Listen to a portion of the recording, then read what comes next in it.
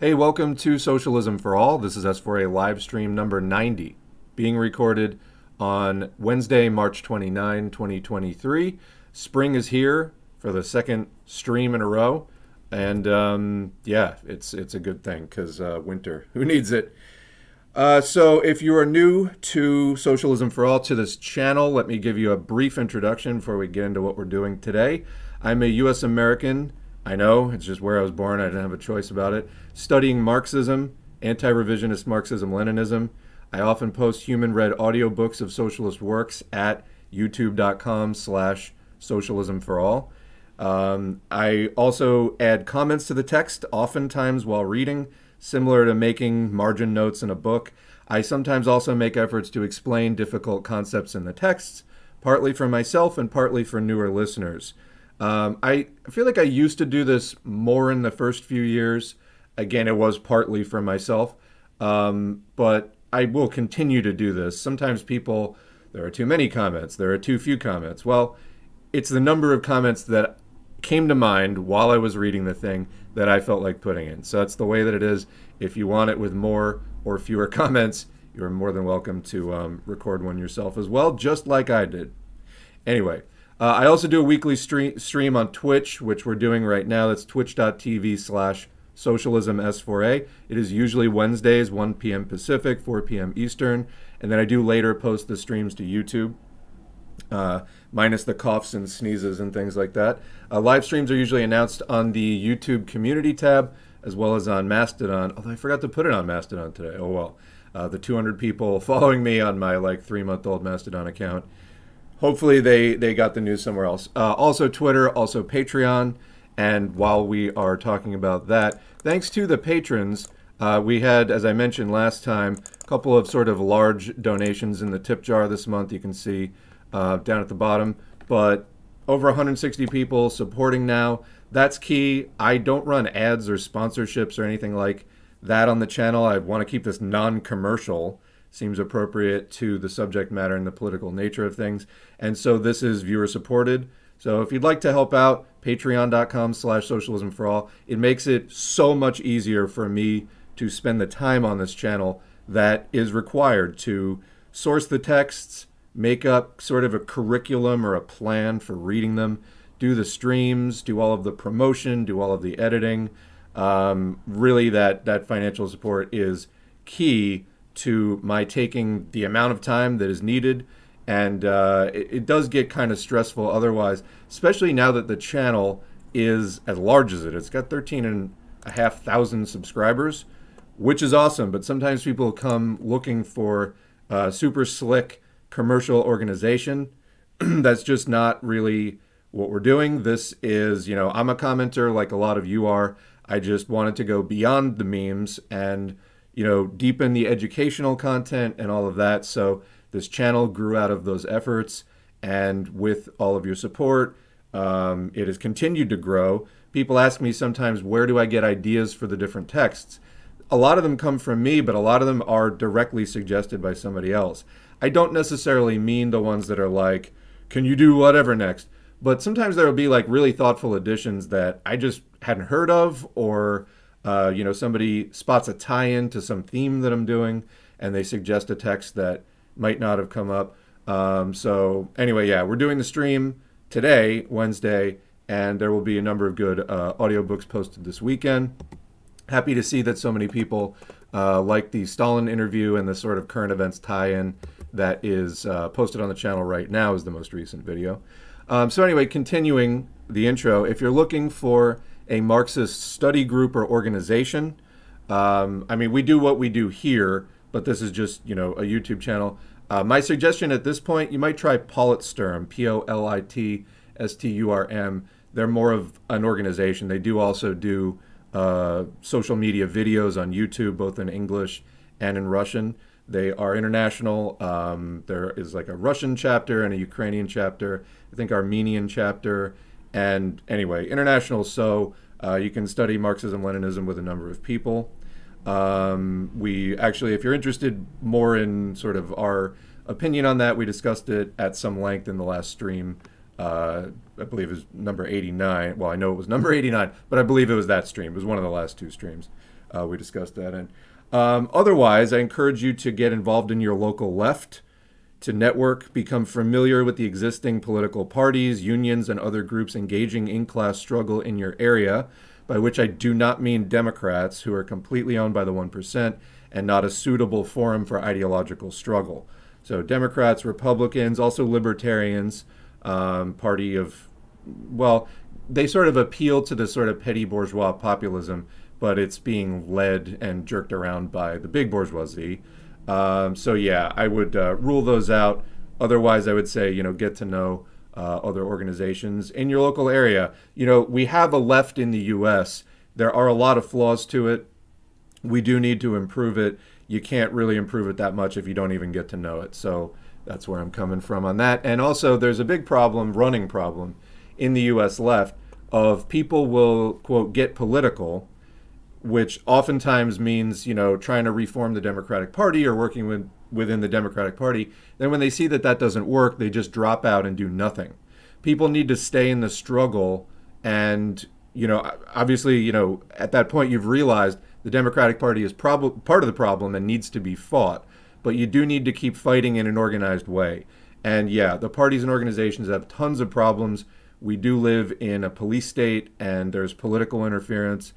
People don't really have the kind of political freedoms that we are supposed to have in the United States by this country's own sort of propaganda. But you do have to get out there and work with what's there and try to improve and build it such as it is, while fighting against all the incorrect, opportunism and reformism and everything else. If that doesn't work, I don't know what will. So, if you don't even attempt that, then I don't know how this gets better.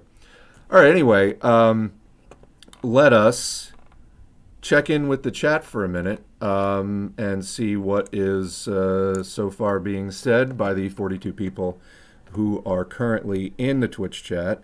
Holy shit, what a week here in Nashville. We're getting beaten over the head with anti-trans bullshit and pro-cop bullshit. Yeah, I saw some of the Nashville stuff.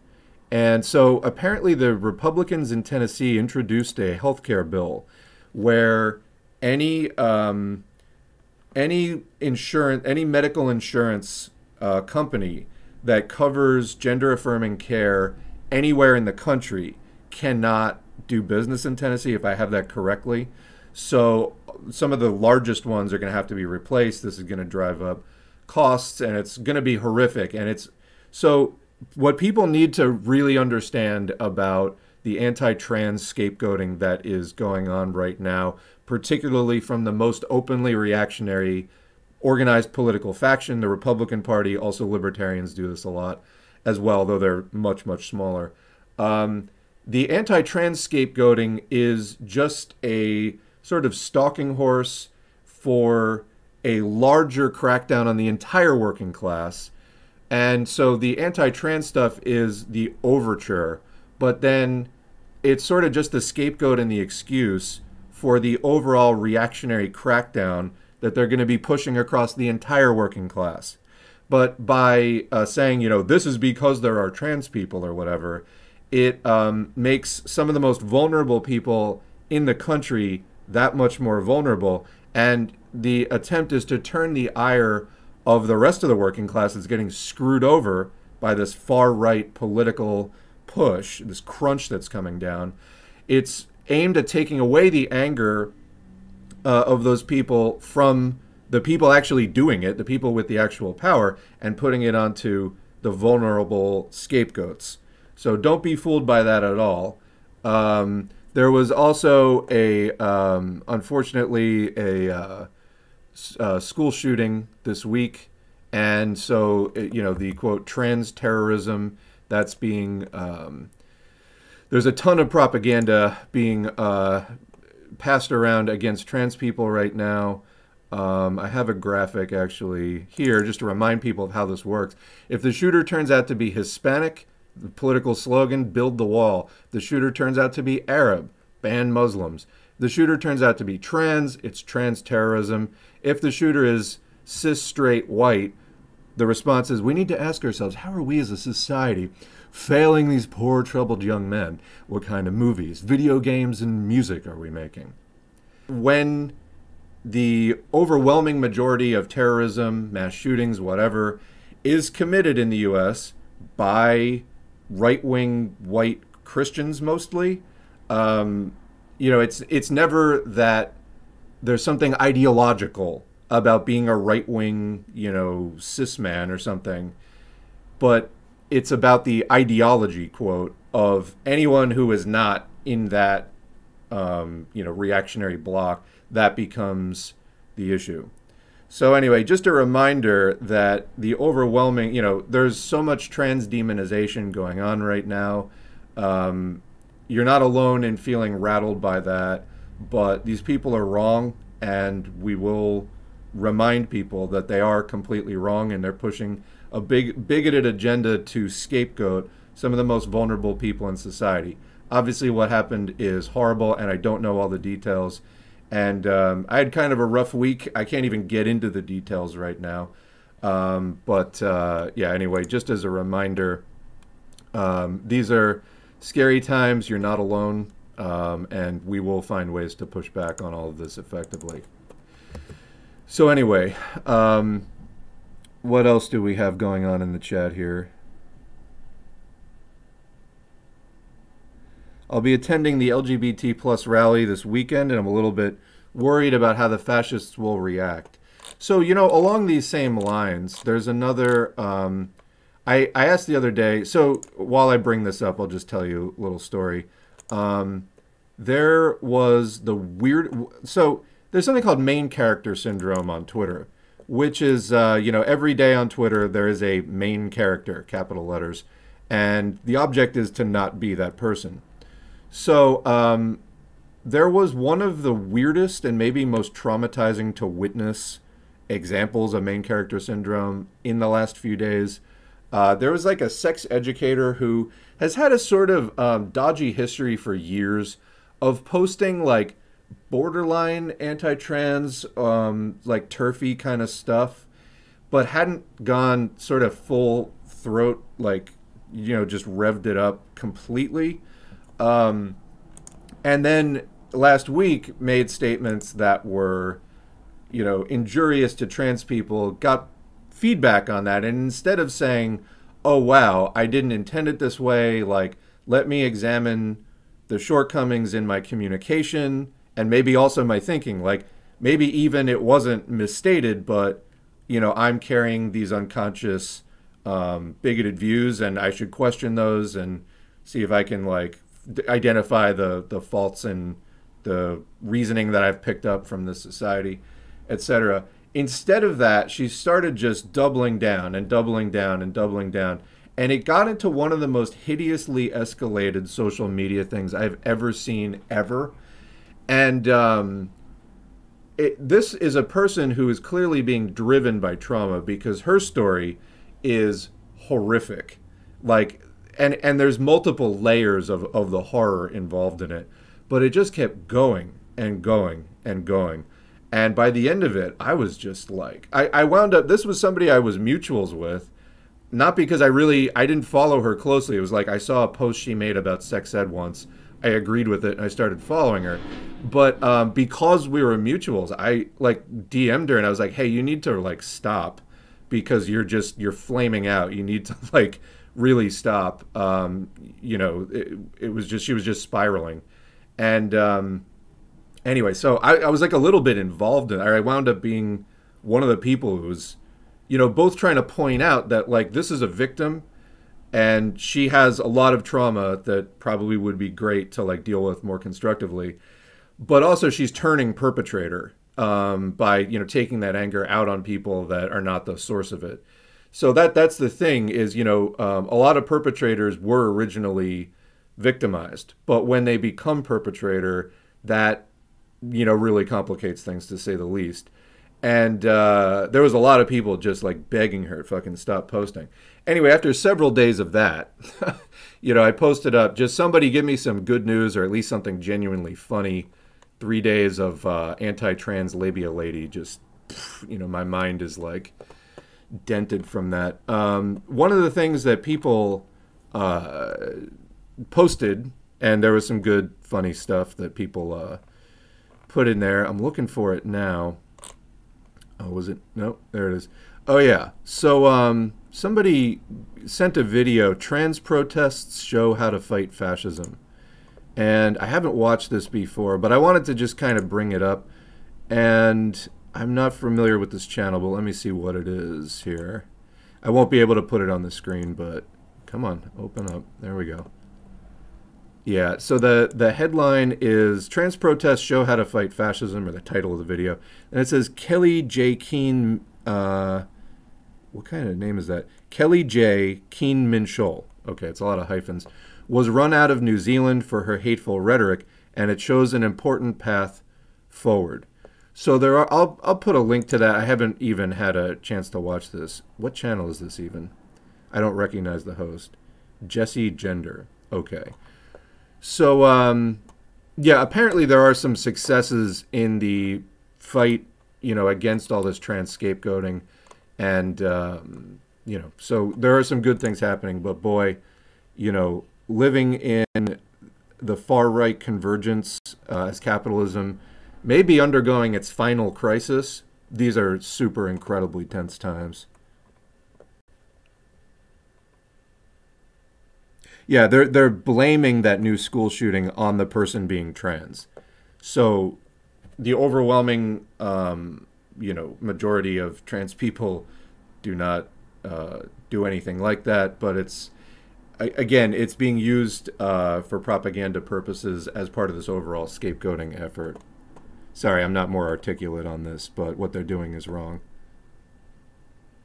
Last stream is going to be hard to follow up. That was a classic. Yeah, we did 4.5 hours, and I went into that stream armed with tons of like interesting stuff to show, and then it spilled over into the Stalin interview video. This week, it's a lighter load. We're going to chat. I just have like a small amount of stuff. I didn't come in with a huge agenda today. Whose policies does this streamer embrace more? Che Guevara, Joseph Stalin, Fidel Castro. So what we try to do is we have a major crisis in the world today. It is called advanced capitalism, imperialism. There's like a worldwide fascist convergence as capitalism comes under more and more strain. And it looks like there may be another major world war. And capitalism is trying to hang on for dear life. And it's becoming very desperate and violent.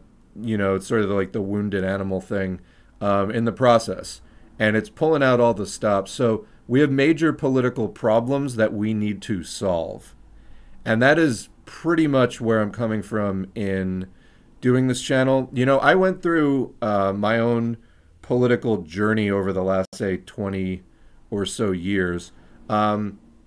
You know, I was introduced to Marxism at it, like I read the manifesto and a couple of other things at a time when world communism was like in really bad retreat, you know, like 10-ish years after the political destruction of the USSR, and it really wasn't looking good. So, you know, I read those like snippets of Marx and got a little bit of history of like the Russian Revolution. It seemed to make a lot of sense to me at the time, but everybody's like, no, the world has moved on, communism is dead. And I was like, all right, whatever. You know, I was young and it was like a different time. There wasn't as much sort of general crisis at that point. Like 2008 was still years away and so on. But I did get involved in sort of left politics, especially the anti-war movement in the 2000s, and, you know, got to see what sort of passes for a left in the U.S. And it's small, and, you know, it's not the most ideologically or historically informed. It's not always the most class conscious, and, you know, so on. There's a lot of anti-communism in the U.S., which cripples everything. I think the rise of libertarianism especially, you know, there are some positive elements within that movement as far as like, you know, sort of an emphasis on like rationalism, the kind of things that went into like the new atheist movement, stuff like that, which I wasn't directly a part of so much, but it's, that should have been a communist movement. Movements that are for reason and sort of tearing down the mysticism and, getting to reality. That should have been a communist movement. But because the U.S. is so steeped in anti-communism, it's so reactionary, and where socialism is just taken off the table, even as a political possibility to consider, people who go down that road have nowhere to go except into this stupid libertarianism, like, the problem is we need more capitalism, government bad. I mean, yeah, as a communist, I would say the capitalist state as the central clearinghouse of the capitalist class, yeah, it represents the capitalists and all the horrible shit that they do. But it's not just like the libertarian, like, harebrained, government bad, like power corrupts, like all these sort of like non-class conscious platitudes. And after dealing with that for a while, then 2008 happened, and people started talking about capitalism by name again. And it was like, thank God I can get away from these fucking libertarians who are everywhere. Occupy happened. And yeah, we have a lot to build on off of Occupy and a lot to improve. But it was like the first emergence of like an anti-capitalist left on a broad mainstream scale in, I don't know how long, like 50 years. 40 years, 50 years. Yeah, I mean, it had been a long, long time. So, it was good. And here we are, like 10 years on from that, still trying to overcome anarchism, which obviously tainted Occupy Wall Street, overcome the opportunism that blurs the line into sort of left liberalism, and when we say overcoming anarchism, both the naive utopianism, where things just are not thought through, of how do you actually run a large-scale post-capitalist economy that's run by workers, like a socialist economy.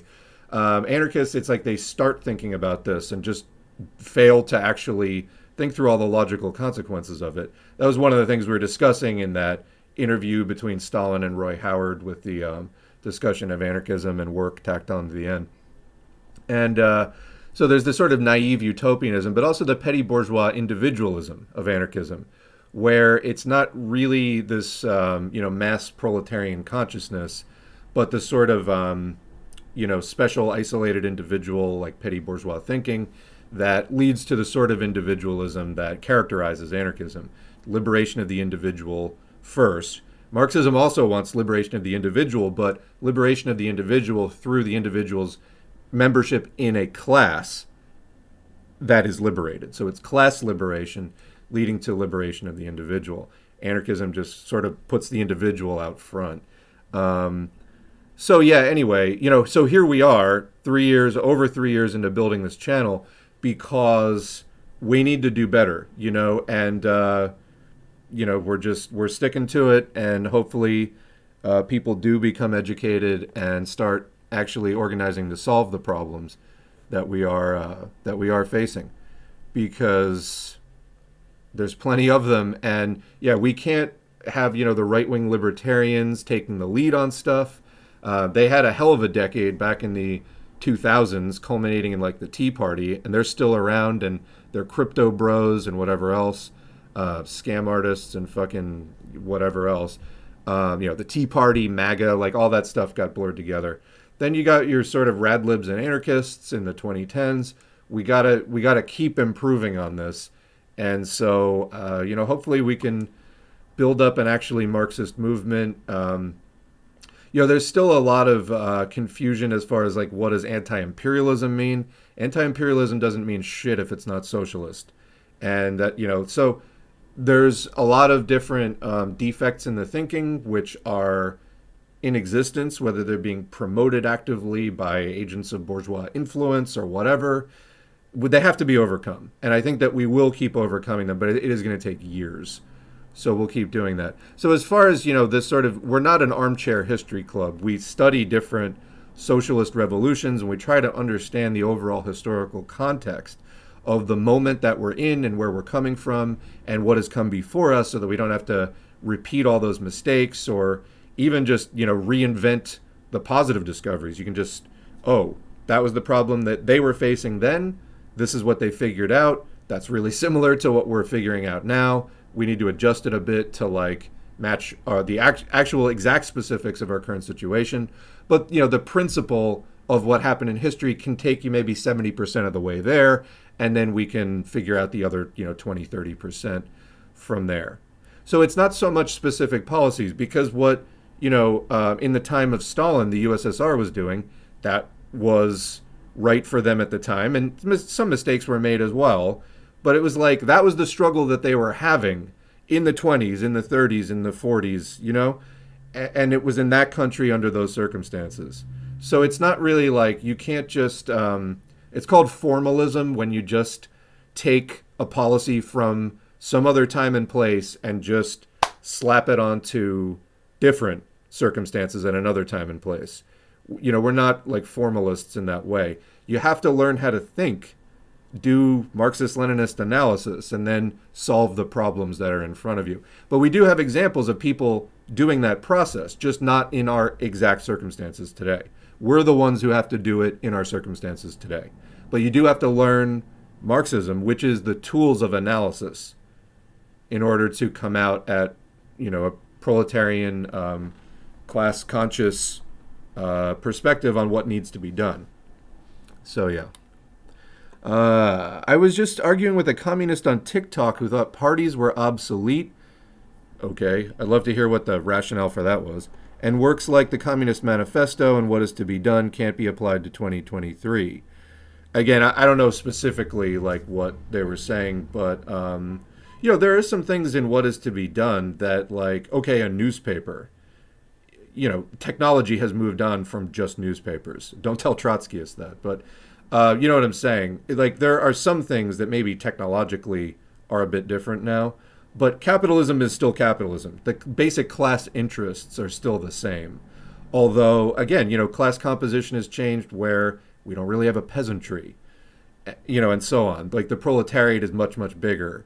And capitalism is also in an advanced stage now rather than the earlier stage.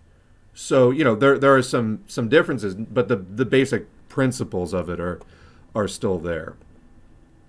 No doubt, though, like, some of the circumstances of 2023, technologically, class composition, and otherwise, are different from, 1848 or, like, the early 1900s. So, yeah, you have to use common sense, but a lot of it does carry over, in fact. Propaganda is so infuriating. The one time a cop does their technical job, we gotta have news headlines giving them all the praise in the world. If I got a news headline every time I did the job I get paid for, I'd be more famous than Taylor Swift. Yeah, I mean, the cops are the frontline enforcers of this unequal, oppressive, exploitive society that we live in. The capitalists, which is just to say the rich people who own industry and most things in society, need them. And so, yeah, they have to heap constant praise on them. And they have to trick as many strata of the population into supporting them as they possibly can. And it doesn't really go over that well. Like, a lot of people really don't like cops because they're not complete fucking idiots. So, they have to keep the propaganda flowing at full velocity. Sucks being poor, because I'm having to... the stupid thing is in the way. Did you say work for a fascist these next couple of months? Indeed it does, yeah.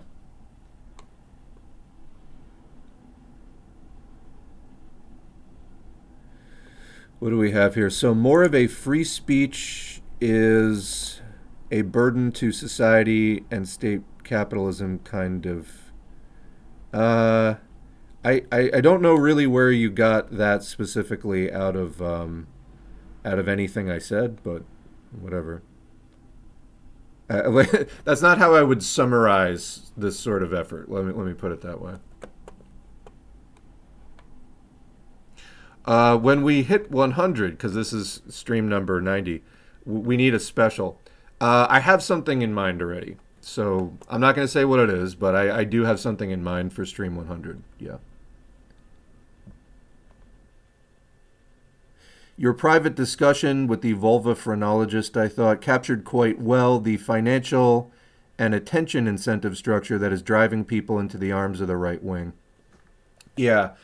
So when I was saying that there was that person that was sort of going in the face of negative feedback for statements that were being interpreted, I think, correctly as harmful to trans people.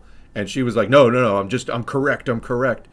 First of all, being correct above all else, being correct with no consideration for any other factor, empathy, compassion, no sensitivity to like culture or anything else. That's like the fast track to everyone thinking that you're a massive fucking douchebag. Just for anybody who does not have that level of social skills nailed, even if you think that you're technically right on something, don't be a fucking asshole about it. Especially if you're not actually technically right, which I think she wasn't. But yeah, even if you think you are, don't act like that. My God. But yeah, I was trying to talk this person down. Like, look, you need to figure out how to coexist in a world with trans women, because it's just the way that things are. And you're gonna like hear pushback from trans people who feel threatened by people making statements like you're making. And they have every right to feel that way because there are major political interests targeting them, and they're going to wind up being the targets of real-world violence as the result of that. And yeah, she was basically just like, well, what am I supposed to do now? And I'm like, apologize and stop posting. It's not that complicated, There's like, you do not just keep posting through it. That's the worst thing you can do. And she did. She posted through it for like 96 hours. It was shocking. Anyway, people were just telling her, like, log off. And she's like, you will not silence me. And we're like, this is literally for your own good. Fucking stop. I mean, it's for everyone's good, but like, it was destructive all around. She was caught in a destructive spiral. It was destructive to trans people that she was trying somewhat ineffectively to, lash out against. And it was self-destructive. It was just no one was winning in that scenario except for the overall trans scapegoating. And that was what she was starting to latch onto. And yeah, I mean, she made statements to me like, well, I've gained 600 followers from all this. And I was like, yeah, what kind of people do you think those are? They're either people who just followed you to like watch you melt down, which you don't want that, or they are right-wing shitbags that are attracted by the fact that they think that you're like a rising like anti-trans activist. And she's like, well, I don't know what kind of people they are. I'm like, you're lying to yourself. That is self-deception right there. You say you don't know what kind of people they are. Who the hell else would be following you over this? You're getting tons of negative attention. Like, I don't think it's the people telling you to like stop that are following you. But yeah, she was also like, well, a lot of the, I know that a lot of the wealthy and powerful are against this stuff, although they may not be open about it. I'm like, well, what do you mean by this stuff? And she's like, not being able to say what a real woman is. And like, Jordan Peterson rose to prominence over this and blah, blah, blah. And yeah, it really indicated that she seemed to be eyeing the possibility of attracting some of these reactionary patrons to like maybe, fund a career as some kind of like TERF activist. And I mean, for people interested, just go over like the last few days of like stuff in my Twitter feed because it's there. But honestly, warning, there's like really horrific abuse stuff in there that is probably going to trigger a lot of people. Yeah, it was like, it was pretty much the anatomy of somebody considering a, turn to the dark side. Somebody who started out doing something fairly progressive, being an advocate for improved female anatomy in textbooks and things like that, but, could not handle the existence of trans people, and then turned it into this tortured crusade to, put trans people on a different tier, and then just determined to fucking die on that hill. And it's just like, wow. Other people were writing like, I hope it's worth it, just trashing your entire reputation for this. This is a person who had been interviewed on The Daily Show and like had, you know, interviews here and there. They didn't have like a ton of followers, but they had interviews here and there in media, you know, prominent media, like an interview here, an interview there. And it was like, look, you worked up that goodwill and now you're going to go down as the like, you know, vulva phrenologist that like hates trans people. Whether you think that's entirely deserved or not, like, I think mostly, yeah. I mean, like, it's based on just shit she was saying. But even if you want to quibble with some of the details, like, you had every opportunity to just back up, apologize, try to find, like, a way to just... But it was this, I'm correct. And it's like, you don't get what's happening here, do you? I don't even know, though, because then people were posting stuff from 4 years ago where she's kind of been like this for a long time. Although this was the first major eruption. I don't know. All I know is it was one of the most disturbing episodes of like Twitter main character syndrome I have ever seen. I like couldn't get it out of my head for days. But specifically when you get into the story of like what happened to her that turned her into like the anatomy activist. So, anyway. Thank you for doing these streams. Just finished number 88 earlier today while working my sellout job. Well, good. I'm glad that's what we do these for. Sometimes people are like, oh, can you do like more short form videos? And it's like, I don't know. Maybe we'll discuss that later. But like, as for now, I know what am I trying to say? Something I don't feel like getting into, but yeah, I mean, a lot of people just make these longer streams part of their like weekend chores or it's part of their workday. So we're doing a lot of long form content right now, and that's just kind of the way it is for right now. Some of the audiobooks will be shorter, but then people don't listen to those. So it's like, I mean, I do them because I'm trying to learn the shit in them. And I know there's like a few hundred really dedicated people. But, you know, the truth is I don't want to attract a ton of people who are engaging superficially with this content, or they're just dropping in to like read the title of the video and then leave a comment. I don't really want that. You know, I want people who are in it to win it, you know, kind of like I am. I mean, just in the sense of like, this is a long-term struggle requiring long-term studies that actually require a lot of attention and thought. I'm not trying to attract an audience that is here to just sort of like, you know, give me the meme version of it. No. Literally, I started out as a shit poster. I started out posting memes. We did this channel to go beyond the memes. So you want memes, you got memes. And memes can do great work. I love memes. You can oftentimes encapsulate something really complicated into a graphic, and it's tremendous. But memes are memes and books are books, and we're trying to go beyond the memes. So anyway, yeah. But I'm glad that you appreciate it. So it's nice to have people in here who are here for the right reasons. So yeah. We were talking about modding people, and sometimes you can, in the chat, sometimes people like anti-communists will like drop into the chat, and you can just tell from their username that they're getting banned in 5 seconds. Like, USA Trump and gun 1776 has got to go. Yeah, exactly. 4 whole people? That's like an entire Trotskyist org. Damn. Damn. Until their first disagreement, then it'll be 2 and 2. But anyway. No, there's no reason to discuss Trotskyism today. None at all. We're in good moods. And it's not... Anyway, we'll just leave it there. I think censoring speech helps avoid interpersonal conflict. Maintain the echo chamber. I don't really know. Why are you posting about this? It just, no one is talking about this but you.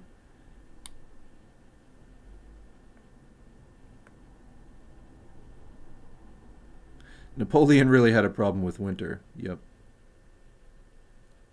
Winter is the price we pay for spring, though I find the cost a bit high. Well said. Spring is a fine season. You still, it's light out, it's warmer, and you have the whole promise of the year. The year isn't fucked up yet, you know? So yeah. You're just looking forward to like what's possible this year. Exactly.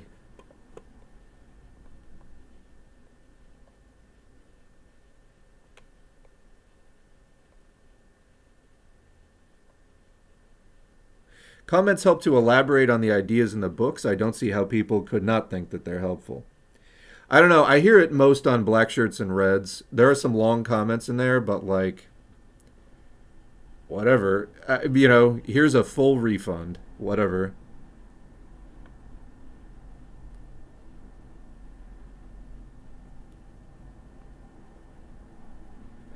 Just joined the Patreon. Happy to see my name up on the screen. Thanks to other patrons. It is very much appreciated. I have to tell you that.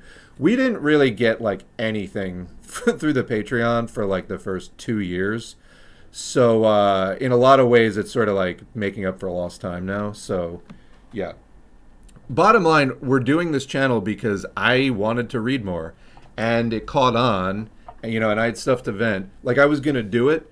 But now that we're into like year 4 and I'm spending a lot of time on it and now we're doing live streams and like all this stuff, yeah, that support really, really helps me feel like I can take the time to do it. So I appreciate that a lot.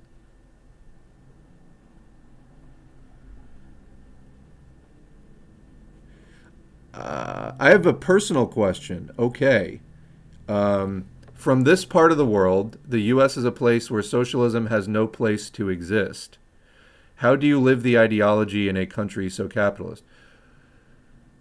Let me just read that again. I have a personal question. I'm not sure that is a personal question, but anyway, from this part of the world, the U.S. is a place where socialism has no place to exist.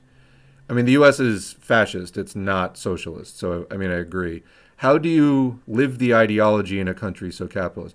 So, in other words, how do we, you know, have a proletarian class-conscious viewpoint in the U.S. and what do we do with that? Well, it's tough because a lot of the U.S. is steeped in anti-communism, which is like a hallmark of fascism.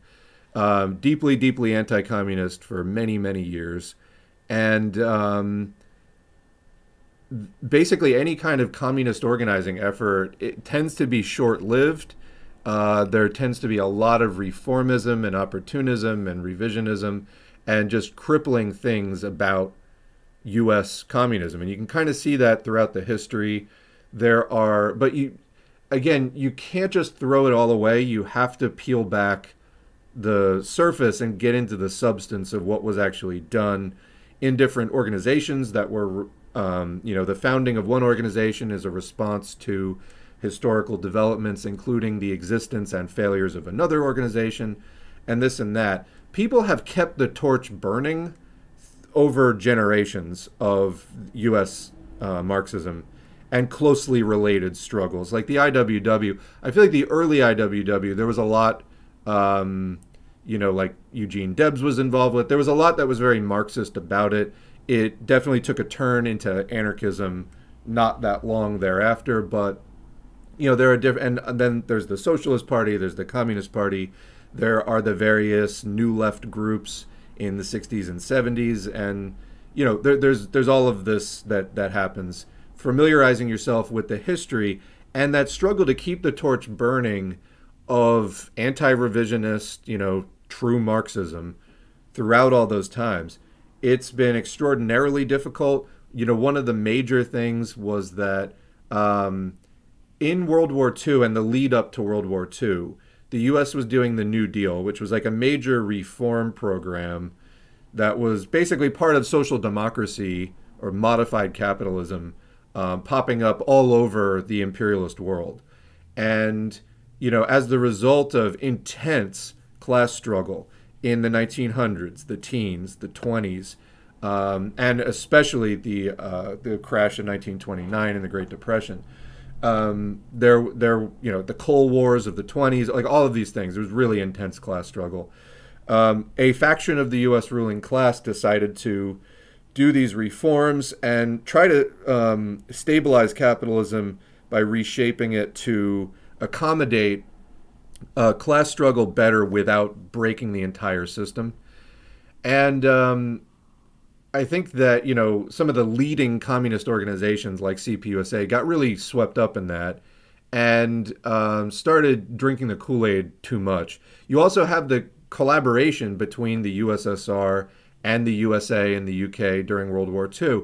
And so there were a lot of communists that sort of deluded themselves into thinking that after World War II was done, that communists would be part of the new like ruling coalition in the post-war years.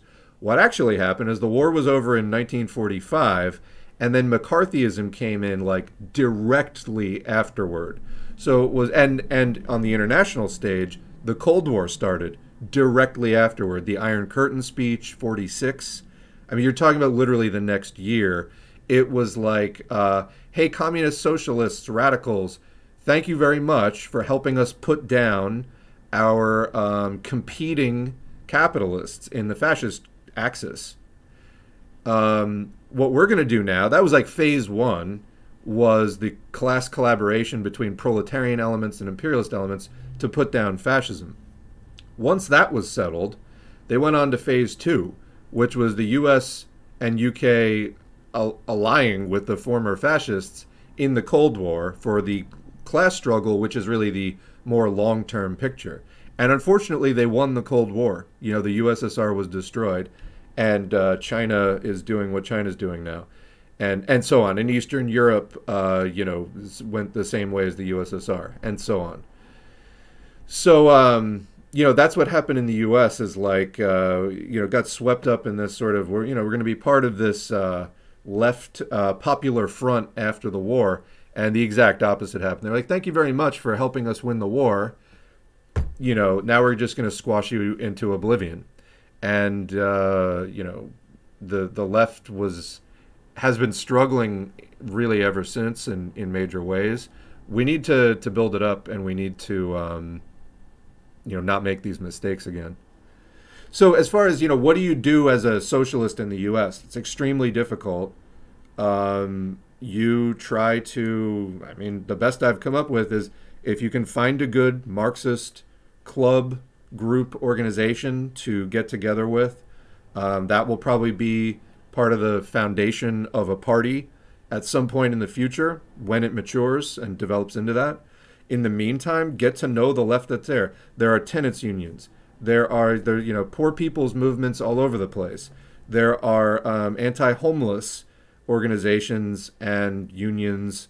There are labor unions. Although, you know, again, you got to qualify this with there are militant and radical portions of the labor movement, and then there are basically CIA-controlled, you know, social chauvinist, you know, labor aristocracy as like formal policy labor unions. So not all labor unions are created equal. Some of them are very much invested in U.S. imperialism. But again, this is where we engage in the ideological struggle. We fight for the correct positions. None of that happens by simply like dropping out of all of this and being bitter, though. I get it. It's easy to despair, but you can't. You know, when you start getting to that point, you need to take a break and then reapproach after you've cooled down. A lot of people go until they're bitter and bitter and bitter, and then they snap and they're unable to do anything for like years. What you need to do if it's getting bad is back off of whatever you're doing, take some time. When it feels right, try something else. You know, this channel isn't the first thing that I've done, and I don't know if it'll be the last, but so far, you know, it's going along, and I'm trying to figure out how to run it long term to do the kind of broad-based agitation and education that we're doing. You know, we have major need for anti-imperialism in the U.S.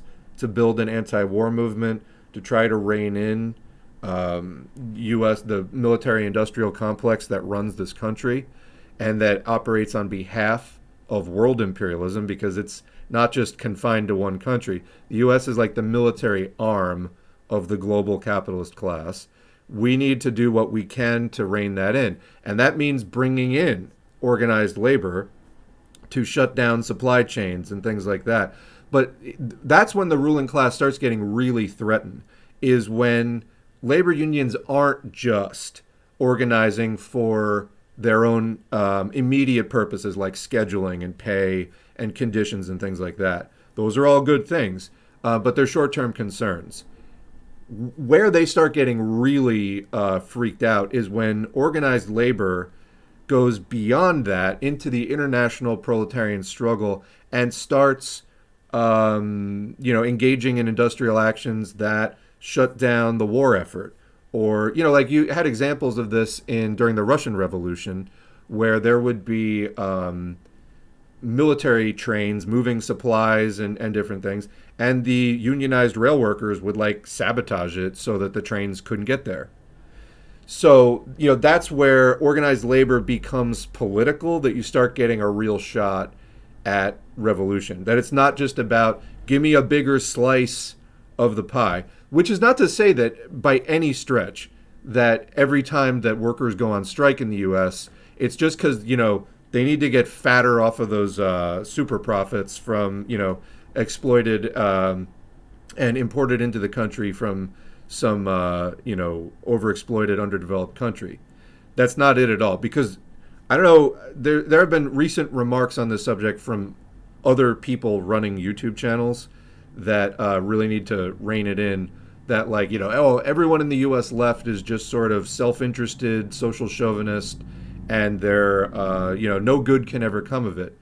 Well, no, there's plenty of people living in the U.S. right now in desperate poverty. Yeah, there might be like a flat screen TV on the wall, but they're food insecure. And you know what I mean? Like, don't fall into that right wing, you have some consumer appliances, therefore you're not poor. No, the same people don't have proper education. They don't have proper medicine. They're being exposed to environmental hazards like that are crazy. They may not have transportation that's sufficient to get to all the places that they need to go, on and on and on.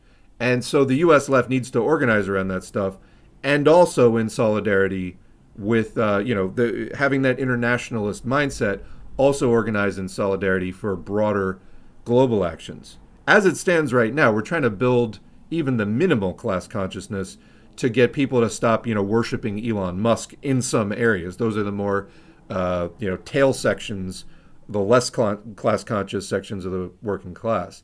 But there are more people with more advanced consciousness who are going around, what do we do? What do we do? And yet they're just not getting involved in anything in the real world. That really, really needs to happen. Anyway, that's about as directly as I can answer that question. Hopefully it's food for thought. Feel free to have a more, specific follow-up if you want.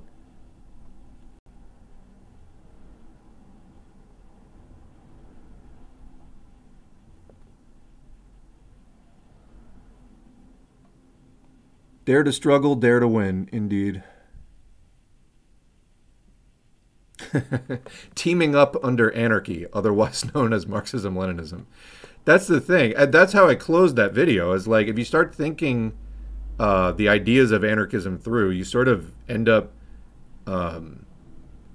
reinventing Marx, or you can just go back and read Marx and enter where socialism for all came from, basically. When I do come out with Imperialism, the Highest Stage of Capitalism, Shakespeare will be going over imperialism in specific cases like Russia, France, etc. Yeah, I mean, and these countries are at different stages of capitalist development.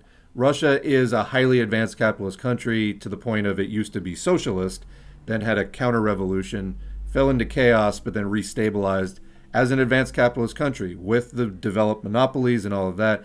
It is poised for a bigger seat at the global capitalist table among the advanced imperialist powers. And it's being shunned, and it's having conflicts. And what may end up happening, as we discussed briefly in the last stream, is that a lot of Western capital pulled out of Russia in the last year. Chinese capital seems to be poised to fill that void. So in a way, like, Russia may end up getting like quasi-annexed by China. I say that somewhat tongue-in-cheek, because it may not be an actual annexation, but I mean, it might be that Russian capital becomes subordinate to Chinese capital even within its own country, and then that becomes the new formation, which of course still has extensive ties to the U.S. and other Western capitalist countries that have manufacturing facilities and everything else going on in China. So you also have to step back, like, to what extent is this international conflict a dog and pony show to distract the peanut gallery from just what it is, the global merger and integration of capital? And of course, there's hiccups along the way. This band of capitalists that have slightly different interests from this band of capitalists, they have a conflict, they fight it out, whatever. But that's what's happening here. None of these countries are like, well, we'll get here. You know what? Let's do the China thing right now. You know, I'm trying to think of even what to say. But let's start with I think it's this one. Zhang Maifang, China government official, posted this today. People are trying to play this off as oh, it's just bait for engagement. No, she posts shit like this constantly. It's unironic. Like, this was for real. I don't even know what this means. In China, how are CEOs treated in China and the U.S.? In China, everybody gets together for selfies with the CEOs. In the U.S., they're, I don't know, ganged up on at a table. Like, I'm not even sure like what the difference is. They're getting a lot of attention either way. Yeah, that's not like really. Tell me how that's a good thing exactly. And then there were various people trying to, you know, cover for this. It's just sad. As people who, you know, have been following this channel know, I've been getting a lot more into the China critical stuff lately. I think it was a matter of time before I got into that more.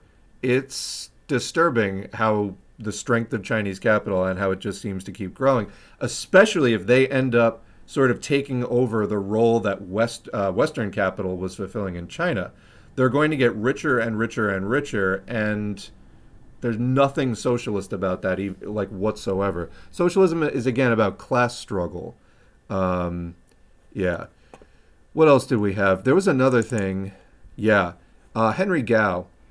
Key changes in the State Council working rules. 1, the guiding thoughts section. This was just this week, like not long ago, just a few days ago. The guiding thoughts section deleted all previous references to Marxism, Leninism, Mao, Deng, Three Represents, and Scientific Development Outlook. Keeps only Xi Jinping thoughts on socialism with Chinese characteristics in the new era.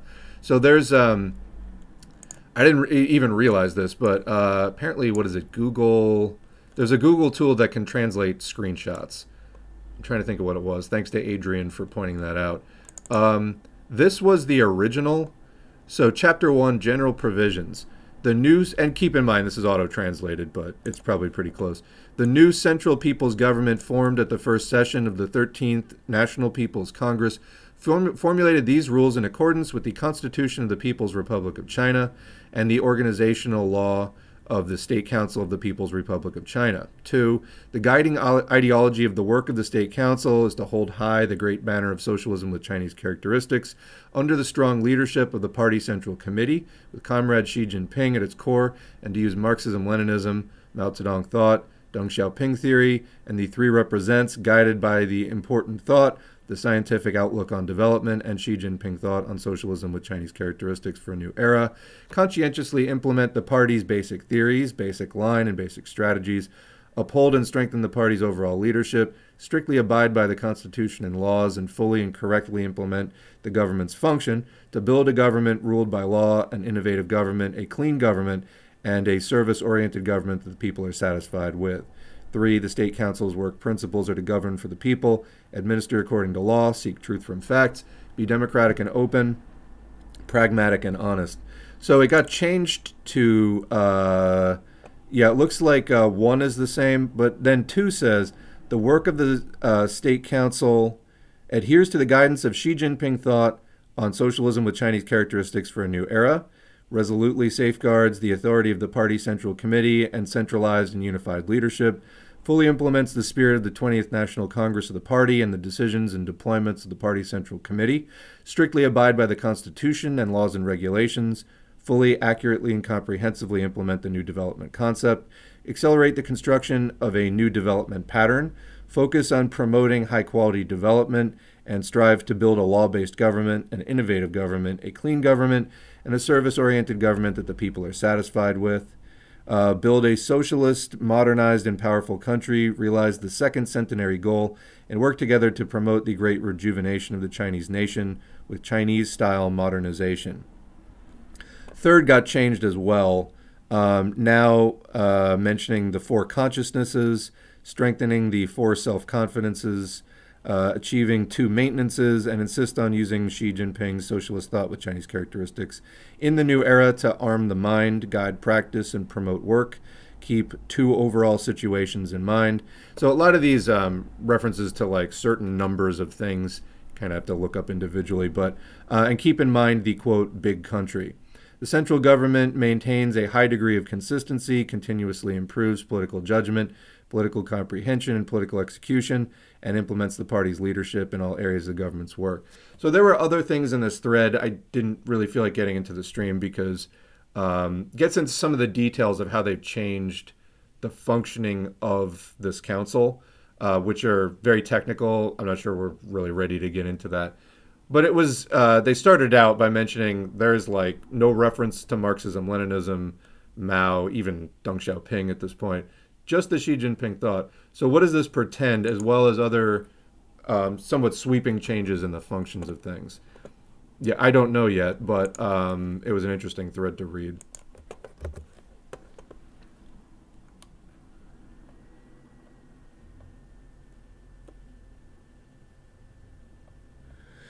All right, what else do we have here?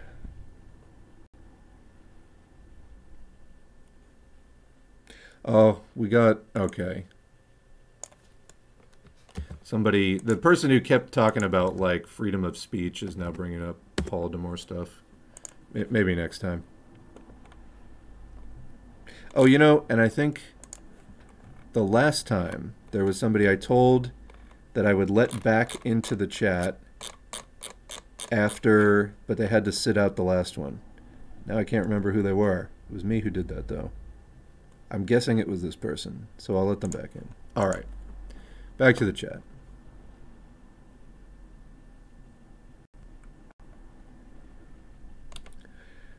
So replying to somebody, there's a comment, communists have never really had any representation in government or a political party with electoral success. Yes and no. I mean, there have been communists that have been elected to office, but at its most successful moments, the movement has been mass-oriented and based on building dual power, but right now the movement is at one of its weakest, most disorganized points ever, unfortunately.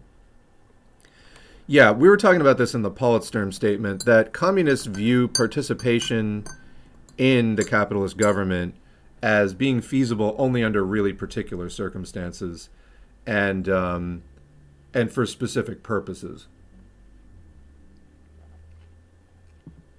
We do not believe that change is going to come by voting in socialism at all. Putting communists into government is mostly there for agitational purposes. And there are other conditions, like communists can't be part, like sometimes of like a wartime government or certain things that the government's doing that it's going to pull the communists into basically managing some aspect of capitalism or imperialism that would be detrimental to the building of the party and the movement. So there are conditions for it. But I mean, like right now, I think it's Portugal where there's like a fair amount of, there's like a left coalition in the government, and probably better than not having that there. But, you know, what the end results of that are going to be, we're not really sure. There's other places like, you know, where there are a handful of seats here and there that a communist party gets elected into the government, but that's not, we don't use electoral strategies in that way. It is mass-based, and the masses are the makers of history. So, you know, we're just there to sort of try to point the way and lead. How much people listen to us is based on our relationship and level of trust with that the masses, you know, have in us. So. Tucker Carlson straight up just said that trans people are inherently violent because they are the mirror opposite of Christians. So there you go. I mean, that's the kind of blatant, you know, like what? That trans people are like unholy, satanic. What does that mean? And that's the kind of rhetoric that gets people killed, and that's what it's aimed to do. So that's what's going on in the U.S. And I know, whoa, hold on. Okay. I know the U.S. is not the only country where that's happening either.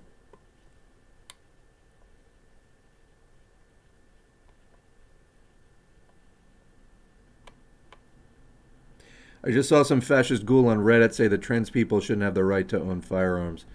Yeah, I mean, this is always the way. Like, the hypocrisy of the right wing, like, they understand that the way that U.S. gun rights were written, it was part of the violent conquest of the United States, and then the violent maintenance of the United States. So anyone else having guns is, you know, disappointing and threatening to them. That, you know, has really nothing to do with this shooting, though, at all, which was, you know, a destructive act and shouldn't have happened. But, you know, this is the culture of the U.S. There's like, what was it? So mass shootings, I remember we were talking about this. How many mass shootings in 2022? I think it's like 1.5 per day on average. So there were 647 mass shootings in 2022. Like, eventually one of those is going to be a trans person. You know what I mean? Like, there are many, many, many mass shootings. It's nothing specific to, like, quote, the trans ideology, etc. We have a fucking culture of mass shootings in the United States that people think and it's become a kind of cultural communication where when certain things go wrong in your life, that is like it's like a culturally understood way of expressing that you're melting down. And the fact that we've gotten to a point where that is even, you know, where we had 647 mass shootings last year, that's like, you know, it's almost 2 a day. There's a huge problem there that has nothing to do with, you know, trans people being trans at all, or, you know, trans people transitioning. That has nothing to do with that. That's a culture of when things go bad, pick up a gun and fucking blast a bunch of people and then yourself. Like, and that's been building up for decades now, you know. So, I mean, that's the problem. Literal Hitler shit being circulated by right-wing media right now. Yeah. Let's see.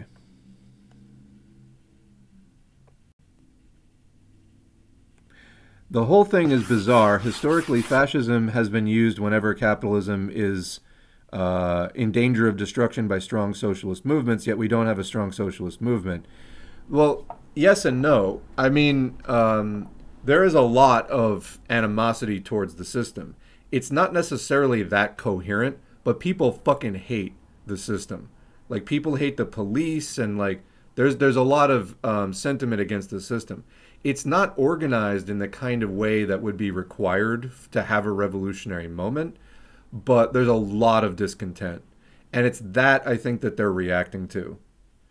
You know, they've been running the war on terror for like 20 years, and the Patriot Act, and like a lot of the sort of really late stage, now 21st century stuff that is part of the police surveillance austerity state. And people don't like it. And so they feel a need to keep ramping it up. Even if there's not like a specific revolutionary moment, the people running the system would like to never get to that point. You know, they saw Occupy. They would like to keep it disorganized. They saw Bernie. They would like to keep it within the Democratic Party, and so on. But it's not to say that the resistance or the opposition isn't there. It's just not as coherent as it needs to be, which is, again, where channels like this one step in, trying to teach people, hey, you're pissed. Here's how people who have been pissed in the same way that you're pissed have done something constructive about it in the past. Trying to connect people with that history of the international communist movement. So, you know, anyway, I feel free to post a follow-up, but I think that's how I would speak to that confusion. Is the sentiment is there, it's just not organized yet, and they would like to see it never get organized. Like, they have to spend billions of dollars in media communications a day to keep people as bootlicking as they are, to just fill them up with Fox News and MSNBC and all of it. They need to spend so much fucking money just pumping that shit into people's brains. If they stopped for a week, you know, what would happen? I'm sorry, I'm taking a moment. I'm just trying to parse a statement that I'm totally with you. I mean, how much the capitalism has fear of communism, risking to get into fascism.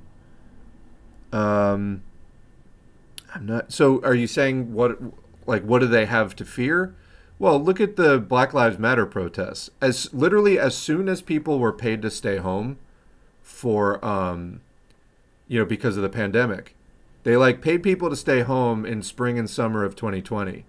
And like the first fucking thing people did was start massive nationwide protests. So like as soon as business as usual stops, people do get out in the street. Now again, it needs to be more organized and it needs to be more focused. But the sentiment is definitely there.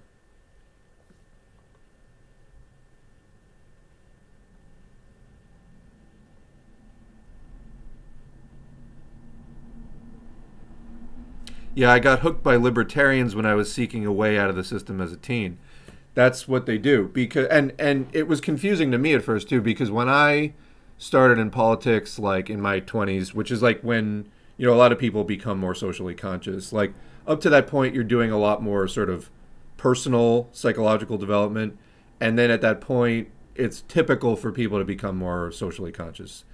And so for me, I came to it very politically naive. Like I just didn't have much of a political education really. Like I didn't really get, you know, Democrats and like what are all these people? I don't know. They're all wearing like jackets and ties. Like they all look the same to me. I don't really understand the differences. And so I went on kind of a crash course of trying to understand all this stuff. And then you had libertarians out there that were like, both the Democrats and the Republicans are deviating from our country's foundations and they don't believe in the Constitution. I'm like, oh yeah, the Constitution, you know, naive me, like the Constitution, yeah, that's where our rights are. Oh, these people are for the rights, like they're for like America the way that it was like supposed to be, and like, you know, freedom and equality and whatever the fuck. And then you like come to find out, no, it's this like bizarre hyper-capitalist movement that is completely locked within a dead framework of a capitalist revolution that already happened. And they're trying to go back to like 1776 and like liberate capital, but literally our problems are because capital has all the liberty that it has. And, you know, it plays to this petty bourgeois sentiment of like the American dream is everyone can just get rich. But, you know, there's all these super rich people that are actually communists, right? Because communism is when you have advanced capitalism, according to these people. You know, no concept of historical development or proletarian revolution, which, you know, I mean, as Lenin said many times, like, yeah, what the thing we like about capitalism is it centralizes production and it tends to make large, well-organized, you know, states or national groupings. But until you get that proletarian revolution, it doesn't just magically become communism. You know, it's just advanced capitalism. So you got libertarians railing against advanced capitalism because it's, quote, communism. And there's absolutely no liberating potential in a movement like that. So you get different things. And as I mentioned before, you know, in the anti-war movement, they were there. They'll get in there and they will try to poison any movement that they can possibly get involved with their fucking nonsense. And I don't know, you know, it confuses people too, because then they think that everything that libertarians get involved with is right-wing. That's not the case. They will try to, like the parasites they are, take any issue and then spin it towards the right. This is what Lyndon LaRouche was talking about, how they got into the New Left to combat the New Left. They got into the anti-Vietnam War movement to combat the left because they were right-wingers. And so they wanted to do like a version of the anti-Vietnam War movement that was right-wing. And so the libertarians, like, they got into the anti-Iraq War. and tried to make a version that was like right wing. It's like, we need less government and more capitalism. That's why we're having these wars. Excuse me, what? No, that's completely wrong in many identifiable ways. But the problem that we've had, and this is sort of the thing we keep speaking about of the state of the U.S. left, is at that time especially, 90s, 2000s, the far left, there was like a near total void. And that's a combination of, yeah, it's some infighting, but it's also COINTELPRO. It's also, social chauvinism in the labor movement. It's, a lot of things not being able to just get off the ground. It's anti-communism that gets internalized by the working class. It's different things. So you have this vacuum on the U.S. far left. And then the shitlibs don't want to touch any kind of issue like the Iraq War in any substance. They don't want to, discuss 9/11. They don't, like, look at today, COVID. COVID's running rampant. They don't want to touch it. And everybody sits around going like, well, isn't somebody going to say something? No, this is how it works. In crisis after crisis, liberals don't do anything. And then there's a vacuum on the far left because we've been suppressed so badly. And then the right wing sees political opportunities and they take them because the liberals aren't taking them and the left is hamstrung. So the libertarians go for it. And then people are like, oh, it's a right wing talking point. No, they just got there first because no one else is organized enough to do it.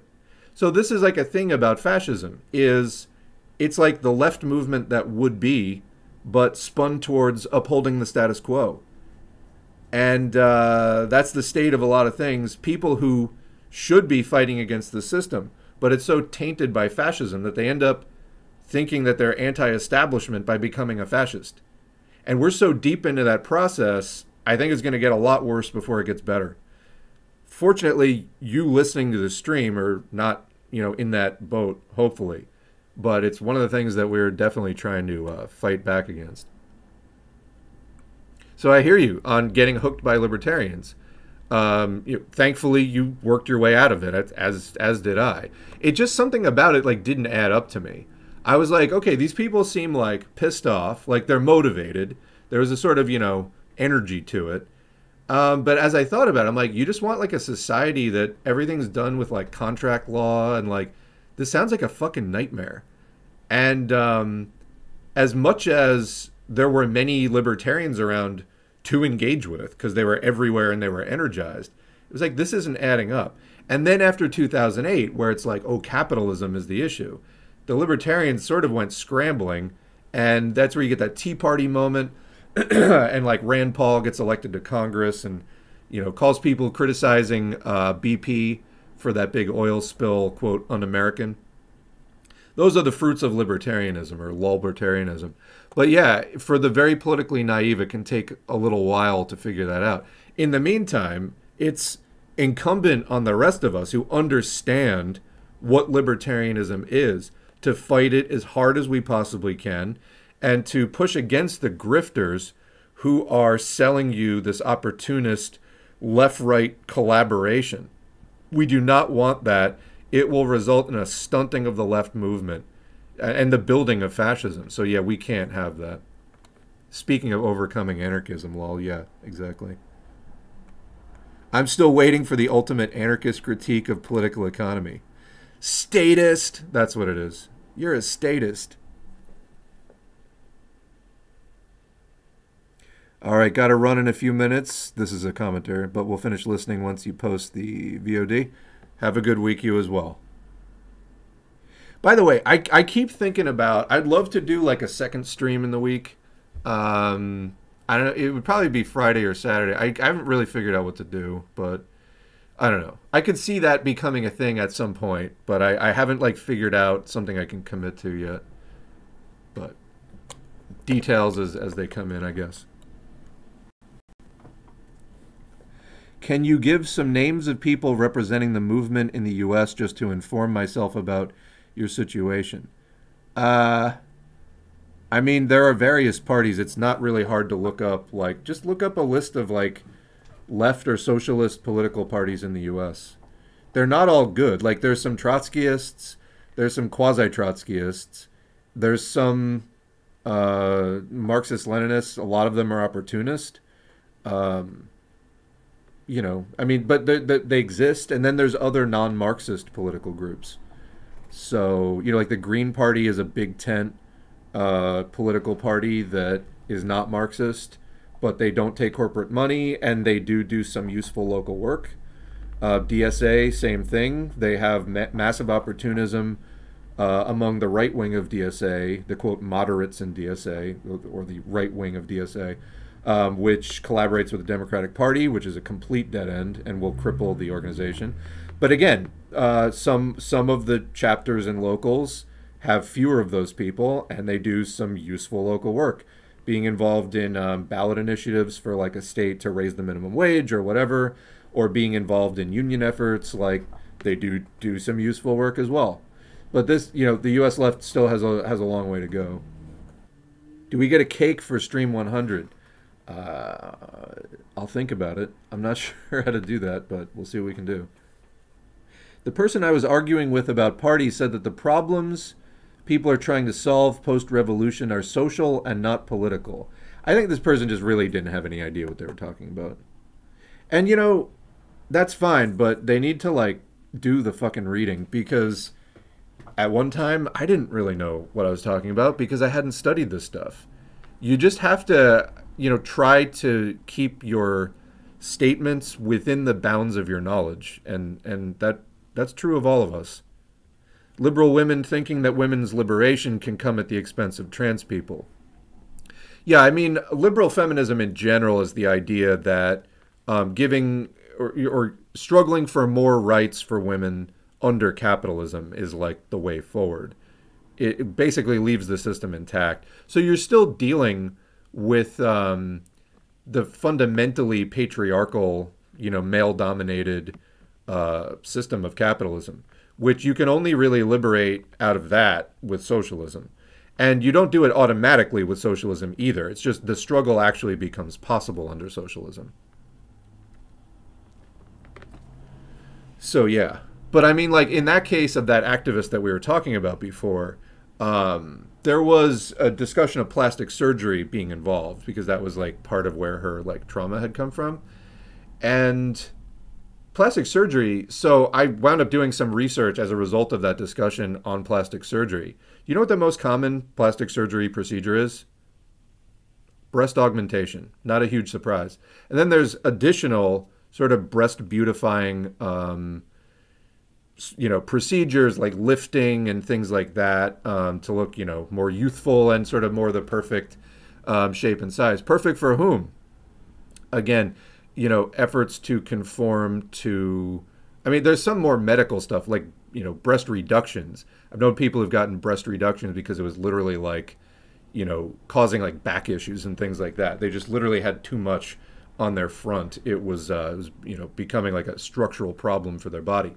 But as far as, you know, getting the conforming more to patriarchal ideals of like, what is the perfect breast shape and size? I mean, that's something deeply steeped in misogyny. And yeah, anyway, so they were talking specifically about a labiaplasty, and it gets into a hell of a lot of specifics. That is a more common, although still very uncommon procedure today, according to 2017 and 2018 statistics from the American Society of Plastic Surgeons. Out of like, I think 1.8 million overall procedures done, at least by ASPS member surgeons, and of course there's going to be some procedures performed by those who aren't, there were like 18,000, I think, labiaplasties. Maybe it was even lower. Let me look at that. Actually, I don't have it. But yeah, it might have been 10,000, but it was well under 20,000 each year. So, I mean, that's like, you know, most people never get plastic surgery. And there's, you know, this came out of like discussions of gender affirming care and different things like that. There's plenty of like valid uses of plastic surgery. People, you know, such as gender affirming care, and that kind of transitioning. Also, you know, plastic surgery also deals with like reconstructive surgery after somebody has an accident, and they would, you know, like to look a bit more like they did before the accident, for example. Because it can be really, you know, distressing to, you know, go through that kind of change. And I mean, let's face it too. Like the reality is that attractive people have kind of an easier time. I think there's a lot of studies on that. People can be very sort of superficial in that way. Obviously, getting to know people is sort of the best bet. But when we have to deal with strangers, a lot of times people just gravitate towards the more attractive. That's going to mean attractive is different things to different people. But people do look for that and try to conform to that. Anyway, my point being, there are some perfectly, sort of valid non-misogynistic uses of plastic surgery. Still, the overwhelming majority of people never get plastic surgery. In a poll I was looking at, it was 4% of people have had some kind of plastic surgery. It's single digits, less than 1 in 20 have had some kind of plastic surgery. But again, the most common among them, it is the breast augmentation and things like that. So you have to wonder about that sort of industry in general. Beyond the memes with S4A. Absolutely. I do, this stream is kind of loose and we're just sort of chatting today. But as I had been doing like a lot of the anti-fascist stuff, I do want to do a segment, how is that fascist, with S4A? And that'll be a regular thing, but I don't know. 6-hour long anti-Dering makes my day. Good, I'm glad. I'm glad. Don't tell Infracell about the four-hole people. There you go. Never trust the capitalists. I mean, in a nutshell, yeah. COINTELPRO, never heard of it.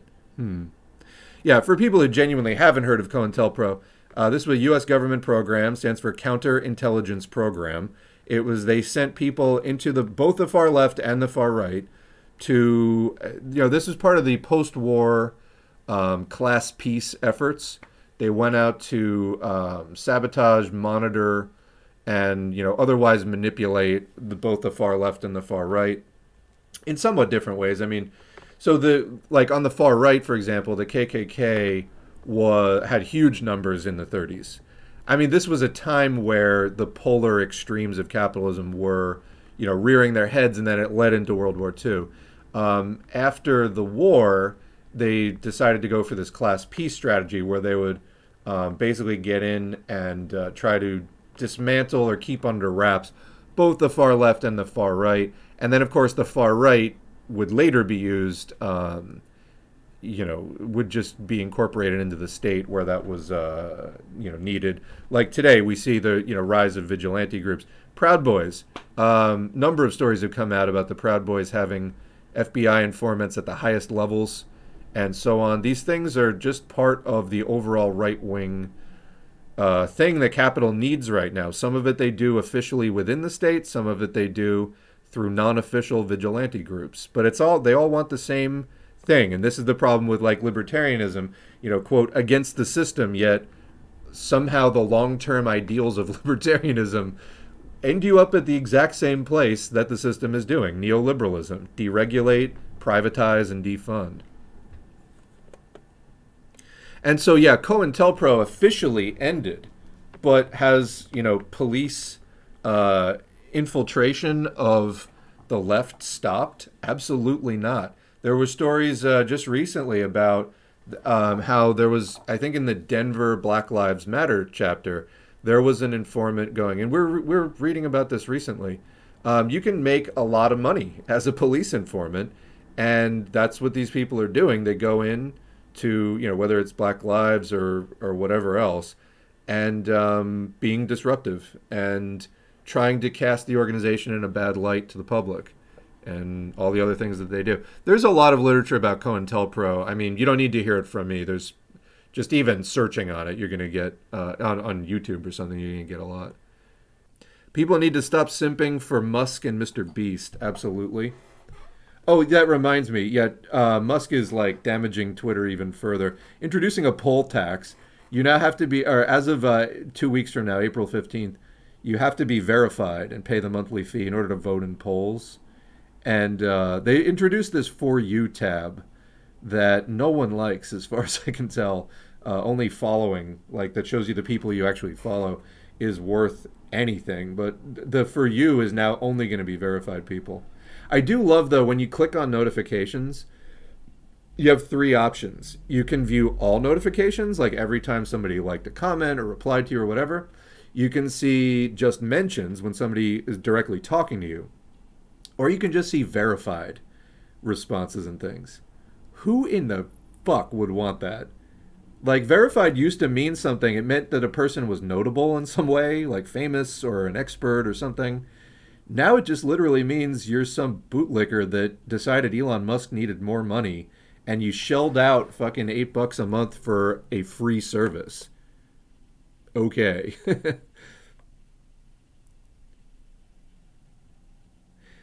Yeah. Yeah, we were talking about other channels with defeatist takes on the U.S. left. That's not to say that the U.S. left does not need criticism or improvement. It does. But that also means constructive criticism and improvement. Not just fucking taking a big dump on it. That doesn't help anyone. So the difference between constructive and destructive criticism is key. For people who want to get there ahead, we are going to do the audiobook of constructive criticism, which is kind of a increasingly well-known text, Marxist text. Go to foreignlanguages.press, look for constructive criticism. It's also at Marxist Internet Archive. Constructive Criticism, a handbook in the Encyclopedia of Anti-Revisionism Online. It's by Gracie Lyons. And it's tips on how to work with people constructively and so on. Yeah, that example, you know, you can do this constructively or destructively.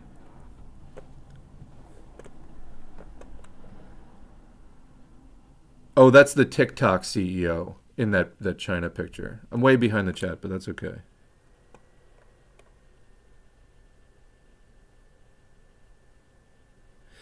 Is Xi Jinping a principled ML?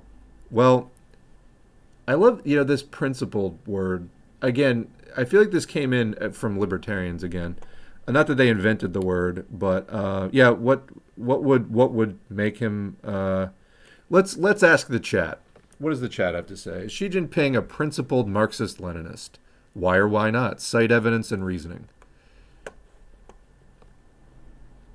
He's a revisionist for sure. No, he is not a principled ML.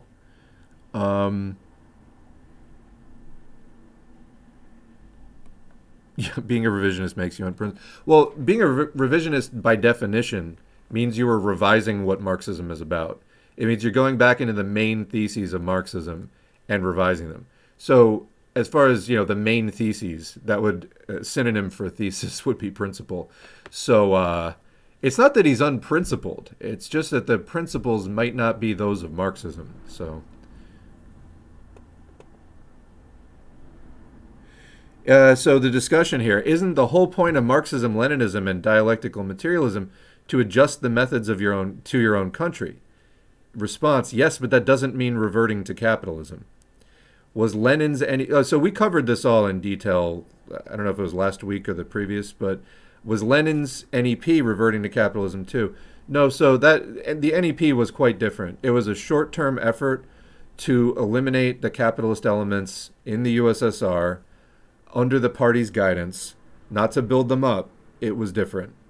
And it was a much shorter-term effort. And the other thing is that China had already abolished capital. So the capitalists were less than 1% of the population. They were like 0.4% of the population or something like that. And they kind of brought them back. So it wasn't just like, well, they did the NEP because they needed a way to control capital better. They literally like brought it back in numbers that weren't there before. They had already kind of abolished. They made a lot more progress in achieving socialism than they backtracked substantially. So.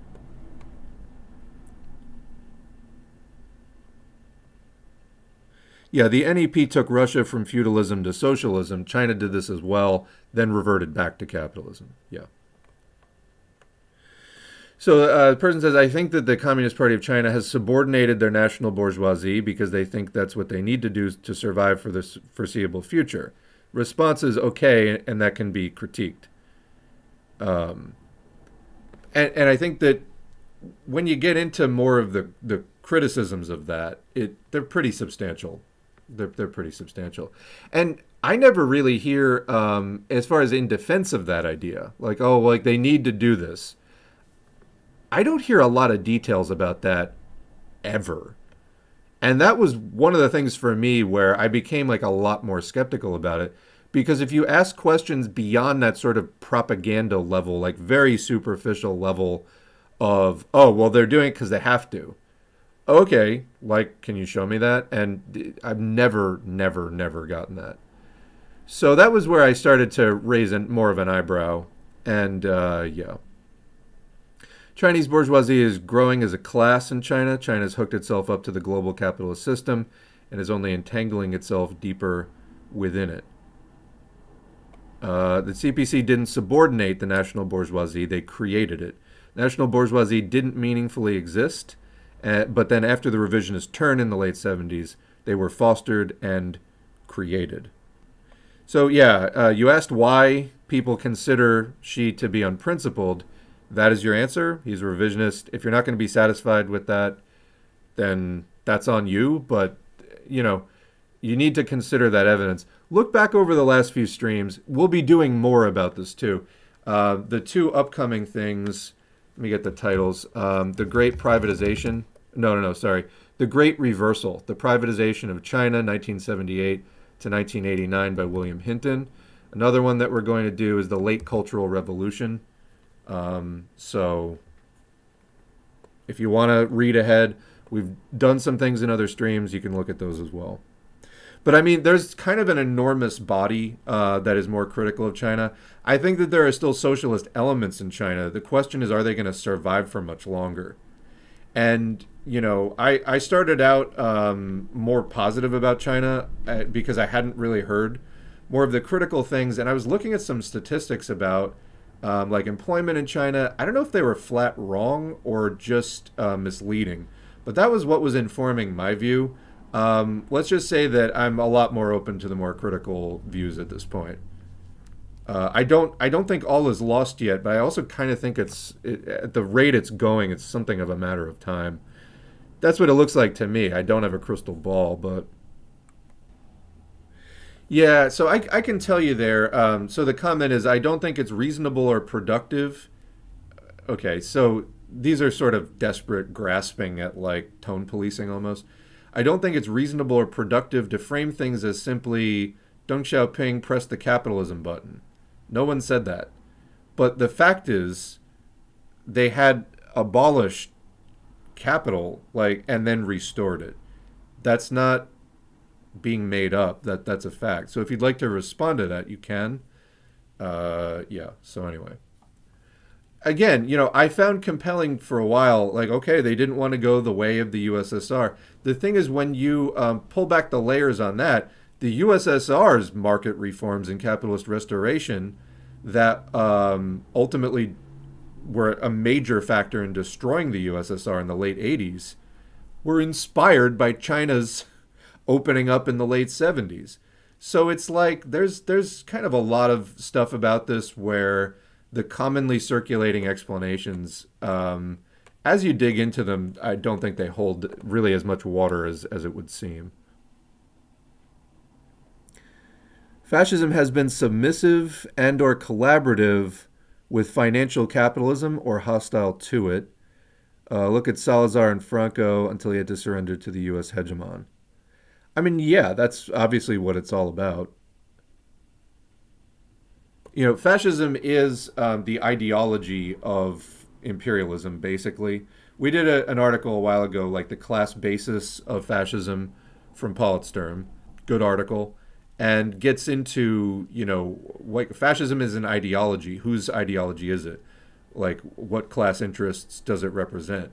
And so when capitalism turns from the looser, ascending, feudalism overthrowing stage into the consolidated monopoly, military-industrial, imperialist stage of capitalism, the later advanced stage of it. That's where you start getting into fascism. And that's pretty much what it's about. One of the hallmarks of this stage of capitalism is that the emergence of finance capital. That is the effective merging of financial and industrial capitalism. So industrial capitalism is producing goods and services and extracting surplus value in that process to make a profit. Financial capitalism is, of course, lending and charging interest and things like that to make a profit. The thing is that at a certain stage of development within capitalism, it gets such that the industrial capitalists, with the loans that they're getting from the financial sector, the financing becomes so massive and so complicated that eventually it's effectively a merging of the two, because the financial capitalists are so involved in the production process, like the, where things are actually made in the economy. So the emergence of finance capital is sort of like a hallmark of this advanced stage of capitalism. And, those interests get represented in the fascist ideology. In France, the CGT is turning more and more left. France is a hope for people right now. Yeah, I had somebody pushing back on that on Twitter that, no, there's no communist movement in France. It's all just Euro-communists, anarchists, and SOCDEMs. I got to think there's at least a few communists in there. But, no doubt there is also a pretty vocal right-wing populist movement in France as well. So you got to keep that under wraps and, make the class-conscious movement stronger than that. So, I would love to see a French socialist revolution. Absolutely. I mean, they keep electing from time to time like a socialist officials to high office, but it's not communism, and it's not resulting in like any real significant change in France. But yeah, I mean, Marx and Engels predicted that the advanced capitalist countries would see the first proletarian revolutions. That wasn't the case. It's actually, we've seen revolutions in more around the periphery. But it would be phenomenal to see a revolution happen in France. I mean, I'll take their word that that is not about to happen. Fine. Would still be phenomenal. And what do you think kind of political fallout there would be from that? Well, for one thing, you wouldn't be able to just dump on the Western left anymore. Now, until that happens, this remains a hypothetical. But yeah, would love to see it. Would love to see it. If you have links on the CGT's left turn, I would like to hear it. Very good speech at the CGT Congress. Thank you for that. I will definitely look at that. Here's a weird comment. It is globalism that protects the current existent empire. Globalism is not a thing. Globalism is a fascist buzzword that can variously mean, quote, the international Jewish conspiracy. It can, like, it's anti-communism, like, globalism. No, that's not really a thing. I know some neoliberals have sort of ironically adopted the label, like, as like a pushback on people like Alex Jones, that like, I'm a globalist. That's not a thing. It's a right-wing buzzword because they can't just say Jews. You know what I mean? Like, it's fascism.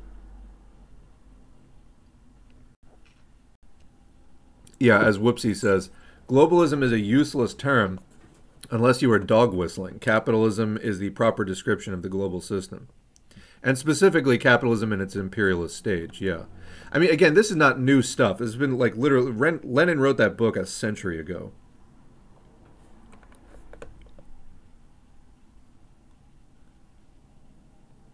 All right, well, I'm glad that you discovered this channel as well. Good night. We'll see you next time.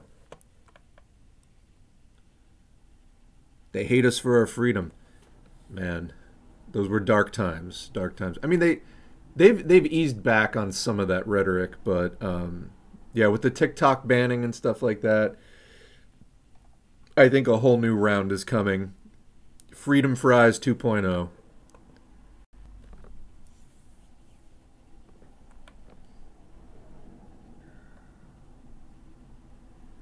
Please stop trying to discuss globalism like it's a serious thing. I see like comments going back and forth in the chat about this. None of you are making any sense. I got sucked down the libertarian trap in high school. I mean, this is a common thing to happen to people in the US, to have like a libertarian pit stop on your journey in class consciousness. What we have to do, my belief is be firmly anti-libertarian and keep explaining why class consciousness is important and why libertarianism is steeped in anti-communism when communism is the thing that we actually need. And libertarianism is just another manifestation of the current ruling class ideology. But like, I remember getting a lot of pushback in the first year of the channel. I mean, and it still goes on to some extent. And this is where like the MAGA communist fucking morons, psyop, like just clowns would come in with, oh, we got to work with libertarians. You can't fucking do that. They have no class consciousness. They're literally fighting to give capital more rights. Okay? They're neoliberals. Libertarians are fighting for free market, laissez-faire capitalism, deregulated, everything privatized, no social safety net, no minimum wage, all of it. They want the worst possible conditions for workers. They want all power to the capitalists. When you pin some of them down, they will get quasi-anarchist and be like, no, it's fine if workers like form unions. I just don't want the government stepping in to help them. The capitalist government exists to further capitalism. Like, so they're basically, where that's coming from is it's part of the last few decades neoliberal push to strip away the formalized union rights that were granted as part of the New Deal. And basically, if you read the National Labor Relations Act, the NLRA, that created the NLRB, it says right in there that the reason for that act, I think it was 1935, the reason for the act is that certain capitalists were not like bargaining with their workers in enough good faith, that it was causing massive strikes and disruptions to the supply chain. And so in the interest of having capitalism run more smoothly, they made this act to restrict the capitalist's ability to jeopardize the entire system for the rest of the capitalists. They're like, look, give the workers this formalized system of grievances and union process, and we'll still find a way to oppress and exploit them anyway, but for fuck's sake, you're jeopardizing our entire system. And that's like where it came from. And libertarians are literally just the paleo-conservatives that want to go back to the earlier pre-NLRB system and things like that. There's also a left critique of the NLRB and union rights and things like that, but that's not what libertarians are doing. So anyway, some people just get really confused. As you know, I at first was a little bit confused, but I was like, wait, something is off here. It took me a few years to like really get its number and like nail it down. But, and not before I wound up, you know, working with libertarians. And also why? Because there was no fucking left to speak of. And you got 15 libertarians in your face and you're like, all right, I feel that it's urgent to do stuff to try to stop the wars or raise consciousness about the hideous nature of U.S. foreign policy, whatever, because libertarians will also say that they're against war. The reality, though, is that capitalism requires war, the same capitalism that they, in fact, advocate for. So it's just some idealist nonsense dressing that they put on top of their, you know, ultra-capitalist cake. Yeah, so, I mean, it's like you wind up doing that. Thank God Occupy Wall Street came along. Because as flawed as it was like at least there was a congregation of left people, and like at least it wasn't fucking libertarians anymore. Glad I never got duped by libertarians and people like Ayn Rand. Yeah, I mean, I didn't even really know anything about Ayn Rand until later, but...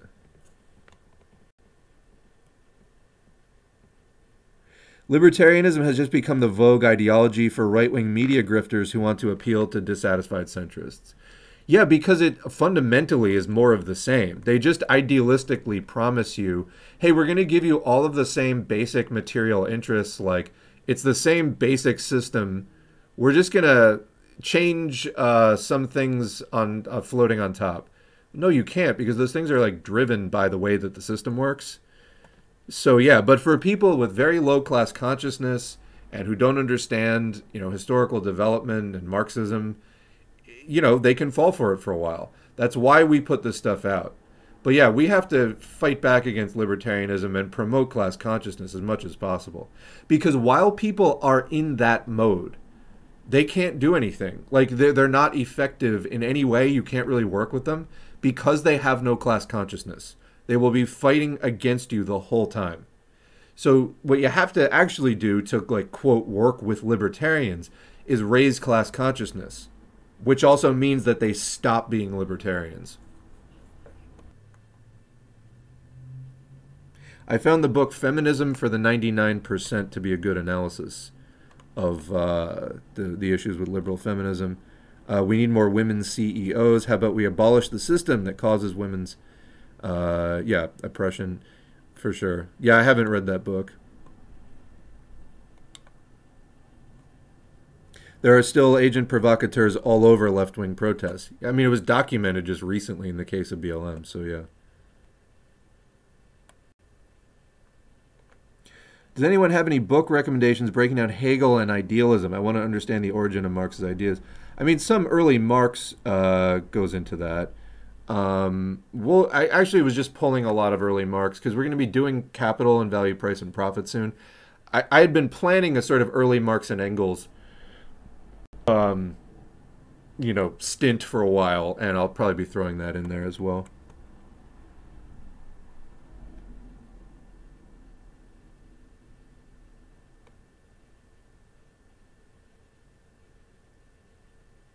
From Victory to Defeat by Pao Yu-Ching is another great text on China's reversal. It's available on Foreign Language Press. Yeah, I have a copy of that one. They do free PDFs of all their stuff, so I recommend people head over to foreignlanguages.press, get what you can, because it is in that tradition of like a publishing house making low-cost and free pamphlets of stuff, so yeah. Do you think a French Revolution would spark a series of revolutions in the West, like has happened with previous socialist revolutions? I think it would spark an enormous amount of discussion, and it would also spark an enormous amount of reactionary lies about it. But yes, people would look at that and start going, what did they do and how do we do that here? Because people hate the system. And people want a lot of different kinds of change. And if it takes a revolution to get that change, which most of it we do, like, hey, do you want to see the Earth not die in 30 years from climate change? We actually need a revolution for that. This system is not going to take care of climate change. It's just not. I don't care what they told you about increasing technology is going to make it better. No, we are all going to die from climate change, like within the lifetimes of many people on the planet right now. And capitalism is not going to change that. We will keep heading off that cliff under capitalism. So if you don't want to do that, then, yeah, we need a revolution. So I think whoever gets there first, it's going to spark an enormous amount of discussion and et cetera. So, and then you'll have to deal with the revisionists, like, what is their policy towards, I mean, it'd be interesting to see then, what does Chinese capital do? And so on. I think it would be a complicated situation. But yeah, I think it would also, France would probably get invaded. Although, you have to wonder, in some cases, do they even need to do invasions anymore? Can they just activate their networks within the country? Because it seems like that is more the case. I was talking to my brother about this, and despite the serious problems in the current strategy and ideology of the movement in France, a protest of this scale and length can only service the struggle. I agree. You can't have a struggle like that without learning something out of it. So I agree. It's why I encourage people to get involved in their local left. Even if it's struggling, you're going to learn something. I mean, if it's struggling to struggle, you know what I mean? Like, even if it's having a lot of difficulty, you're going to learn something. And yeah, elevated struggle produces an elevated vanguard and vice versa until revolution. Yes. Alex Jones seems like a psyop to me, etc. Yeah, I think his father worked for the CIA, if I have that correctly. Let me look that up. I think he like admitted that. Father CIA. Let me see.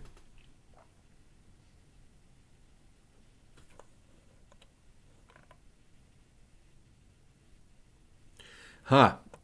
From the Daily Dot, Alex Jones's ex-wife claims that his parents control him and InfoWars.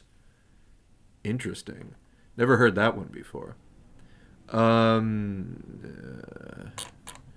feel like his father was like a dentist or something like that. And then, let's see. Okay, so here's a video. It's titled, Alex Jones Admits His Family and Father Worked for the CIA. Let's see. And you might be going, now why would the CIA put out somebody like Alex Jones? I'll bet you can think of the answer before I even start to explain it. Because somebody like that, you sprinkle some truth with a lot of like goofy wacko shit, and then it's called discrediting. Okay? If it sounds complicated, like, oh, would they do something that complicated? Yes. Yes, they would. Things tend not to work unless they're fairly well plotted out. So, yeah. These are people whose lives are spent strategizing about, you know, staying in power and using all of their military and related resources to do that. And, yeah. All right, I found the clip. Let's play the clip of, according to this, Alex Jones admitting that his family worked for the CIA. I feel like I've heard this before, but let's look. All right, there it is. Yeah, there's all sorts of weird experiments going on and just stuff that's off the chart. And it's industrial level. I'm not bragging when I say that when in the 80s, I guess late 80s, my mom and dad had multiple discussions. And my dad would say, let's talk about it privately and stuff like that with my mom. So I never even heard all of it. He won't talk about it today, where the CIA tried to hire him, because I had some family that did stuff for the CIA, to be inducted in Maryland into literal below-ground bases for a 4-year secret tour.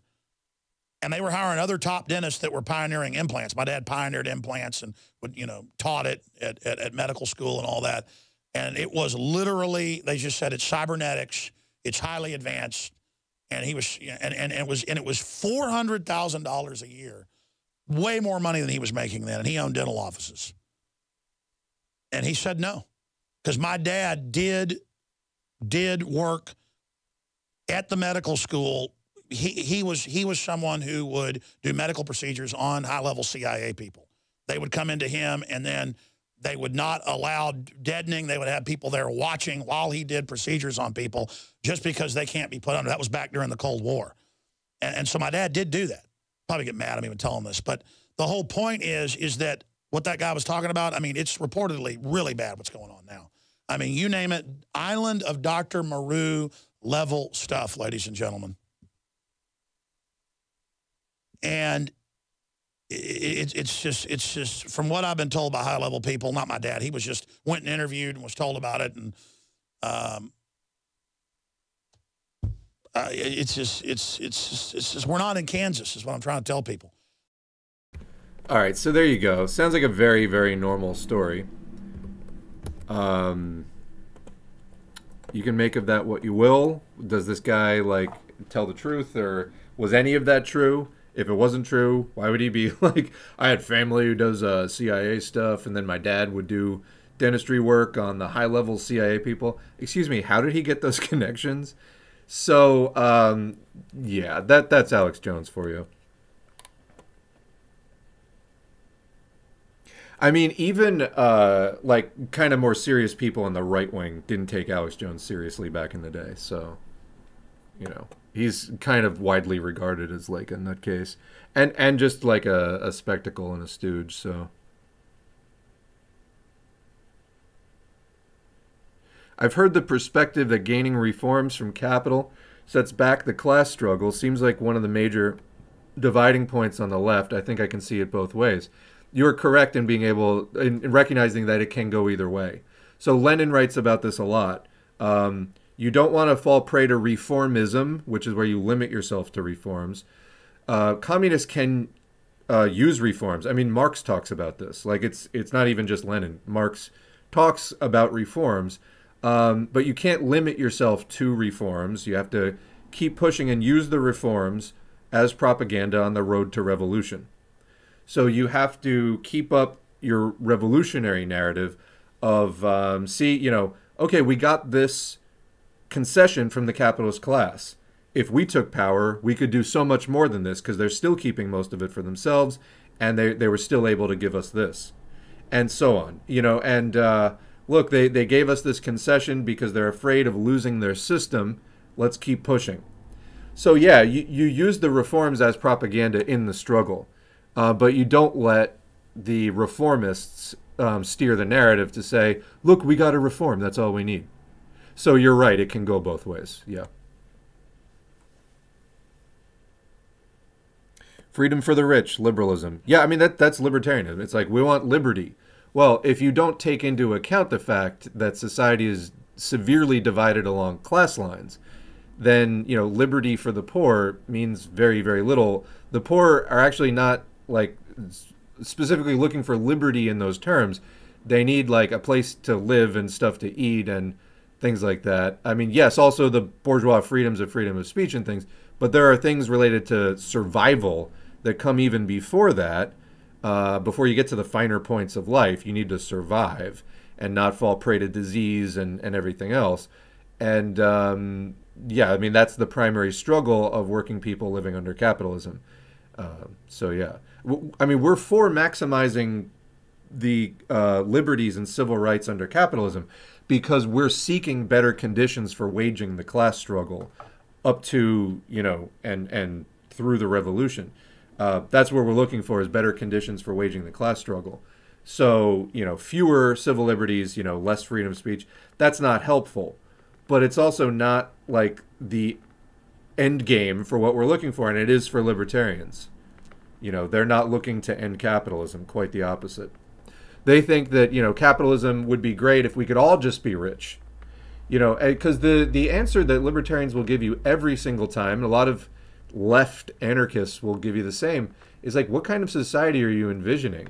And it always comes down to, like, people, you know, like small business owners running their shops. Okay, but you can't, like, run a large-scale global industry on that basis. Like, we've already advanced to kinds of production that are socialized, that involve dozens, if not hundreds of people involved in the production of different things, sometimes thousands of workers collaborating to just produce one finished product.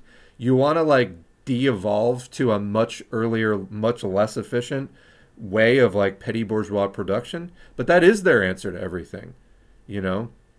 And you know, they never think of, like, well, okay, but don't even most small businesses have employees? Well, yeah. Okay, well then I guess those employees aren't going to be opening their own business. What about them? And that's where their thinking just stops. So they have no solution to ending class society whatsoever.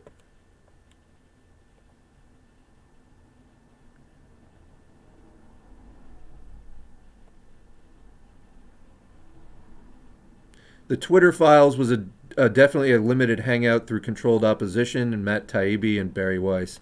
Yeah, I didn't even follow that stuff. I sensed, like, massive brain rot just getting involved in that. That seemed like just toxic waste. I didn't want to touch it. I don't even know, like, what was going on with the Twitter file stuff. But yeah.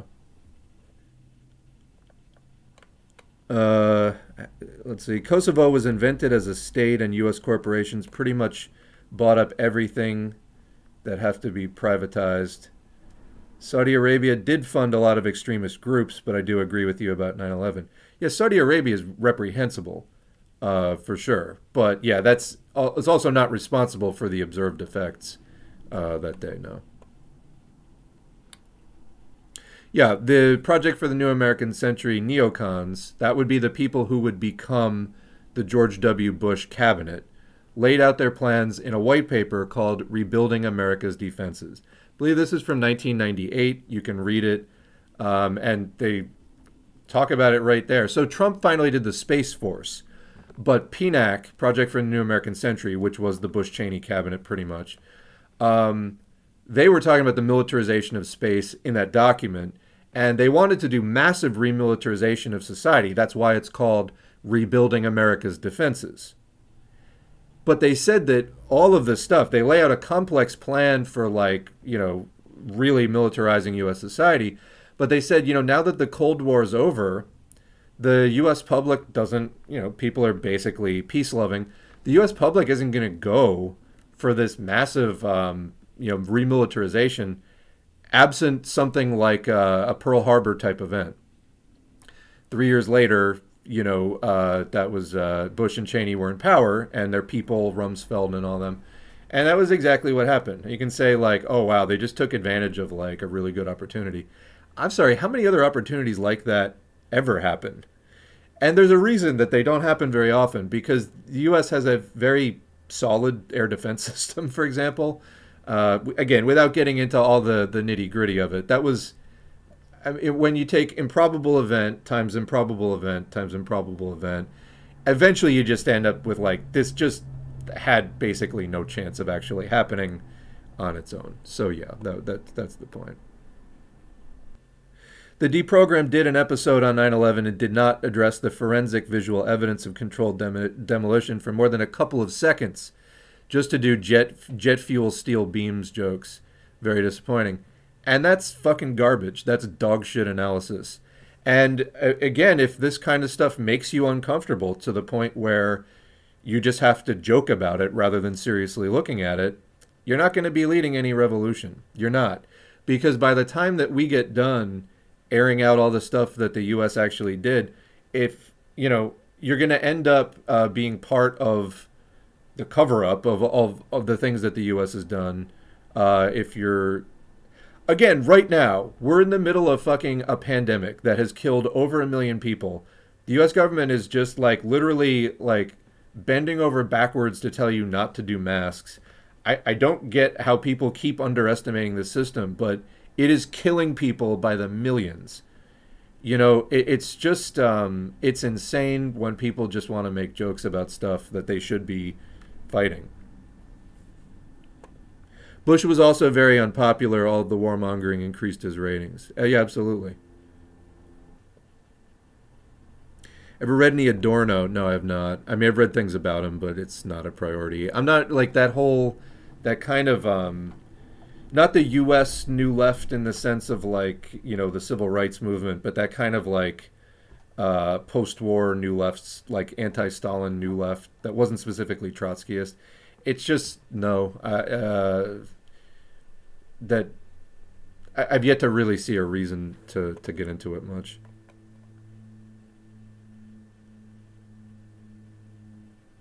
The day revolution comes in France, if will have me crying tears of joy.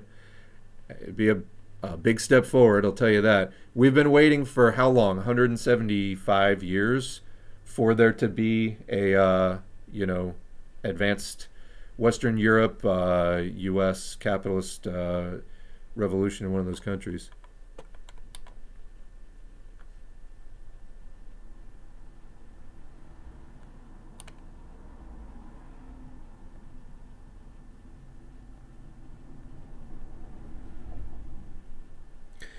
Alex Jones' ex-wife has a crazy account of how insane Alex Jones is on the Media Roots Radio podcast with Robbie Martin. I mean, yeah, no disagreement there. Also, as far as how Alex Jones was able to visit the Bohemian Grove if he didn't have any connections. Yeah, somebody was saying before that he admitted that he was, like, let in. It wasn't actually like you know, it wasn't actually you know, he didn't sneak in at all. I don't know. You know, it's like, who cares? But according to Jamie from the Antifada, federations of 200 people will do stuff just because it's fun. Yeah, this is what we were getting into in that last video, the discussions of, like, work and anarchism. I mean, yeah, there can be communes in which community resources are divided up on the basis of, like, you know, a couple hundred people. But that's not, like, how the entire like national or global economy is going to be.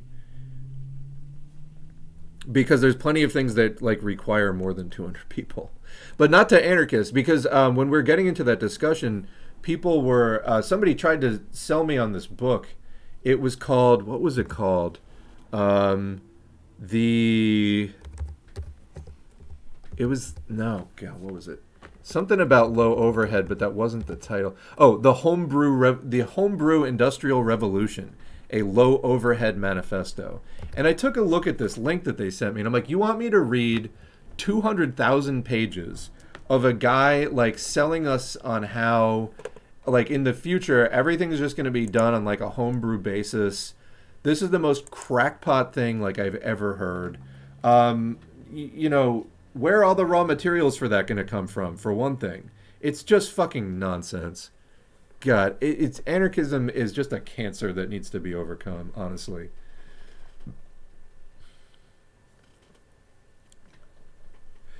Lenin goes over this, the free market, the quote, free market capitalism had its heyday in the 1860s. Yeah, it was the robber baron era. And it, due to the nature of capitalism, leads to cartels and monopoly. Yes, capital tends to consolidate over time, and then it forms much more conglomerated things. You know, the petty bourgeoisie gets ruined and bought out, and then larger operations take over. That's just the way that it is. So yeah, totally. Talking about supply lines is so boring. Somebody was trying to post like an anarchist take on supply lines, and again, you know, I just can't. You know, I think that the people with any connection to anarchism that I'd probably most respect is something like industrial unionism. Again, I mentioned like the Wobblies a while ago. And I say, you know, some of it was somewhat close to Marxism. They would refuse to, I mean, there was a big split in the IWW over, way back in the day, over whether to align with the Socialist Party or not.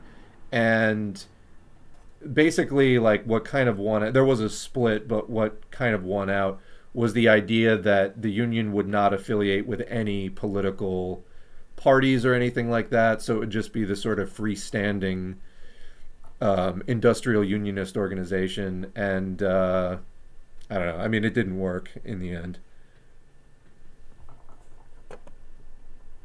The Twitter files is literally a nothing burger. That's how it looked to me. I mean, there's a lot of Republicans getting super excited about something. And anyway. Twitter files are only surprising to people who know nothing about Snowden and such. Like, whoa, Twitter is close with U.S. intelligence? No fucking shit. Yeah, I mean, look, you know, like Google and the NSA. Things like that. People, like, this is what's going on with TikTok right now. They're like, oh, God, the Chinese government has a hand in TikTok. Yeah, where are you spreading information about that? On Facebook? What do you think the deal is there? Do you think that U.S. social media has possibly any connection with, like, the Department of Defense and stuff like that? This is what I'm talking about. The, like, kind of vast underestimation of the amount of tabs that the military and intelligence, you know, like, world has in running all of the information economy. That's literally what they're, like, set up to fucking do. So it's astounding to me when people, like, it's just cognitive dissonance. Like, okay, I get this one little piece of it here, but then I can't, like, logically follow it out to the disturbing, like, shocking, you know, earth-shaking revelation.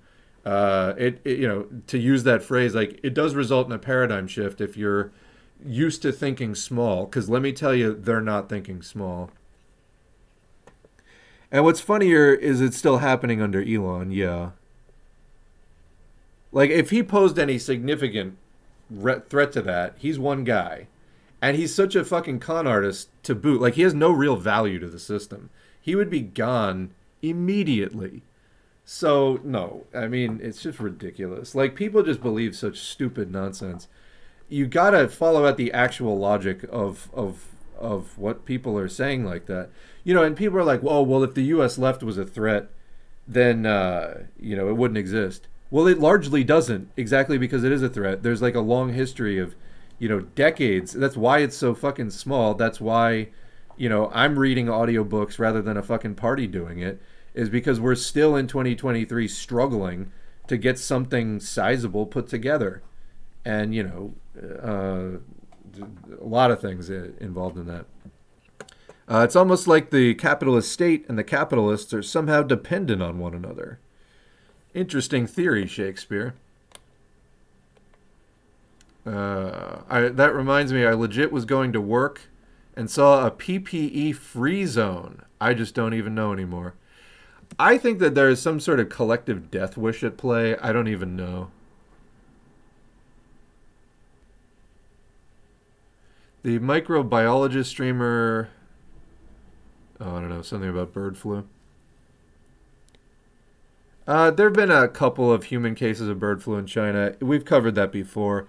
It's not spreading between humans yet, as far as I've seen. It's just people picking it up from close proximity to birds. I did see something about the virus mutating to possibly become more able to spread between humans in the future, but it's not there yet. That's what I saw. Although that was H3N8, so it wasn't H5N1. The link that you just put up, that was H3N8, so it's a different strain. But yeah, that's coming from animal agriculture as well. I don't even know where to begin on that subject, but people have noted that connection before. Maybe TikTok just has a better algorithm and shows me what I want, but I see a lot of pro-people sentiment on TikTok, 100 times more than Reddit, for example. On TikTok today, I saw a hilarious... and by the way, I don't watch TikTok. I find a lot of TikToks really annoying. They're too short. They'll like raise big topics and then the video's over, so I don't know. I find the format annoying. On TikTok today, I saw a hilarious video memeing about bureaucrat capitalism and anti-imperialism with over 450,000 likes, so it's hard to hate the platform. TikTok has a huge alt-right undercurrent to it. Yeah, I don't know, but substantiate that. The congressional hearings. Does China use my Wi-Fi? Yeah. That was bad. That was really bad.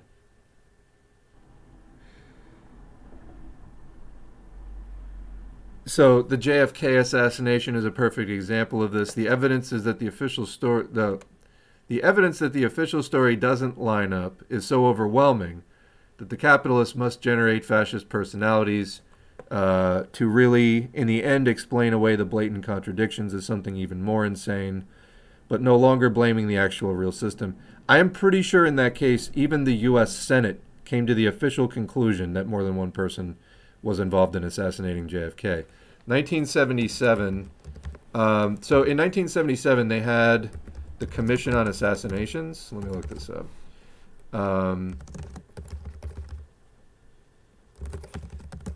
Was it 1977? House Select Committee on Assassinations. So they were looking at Martin Luther King Jr. Let me get this here. 76, that's why. All right, what do we have here? It's been a while since I looked at this.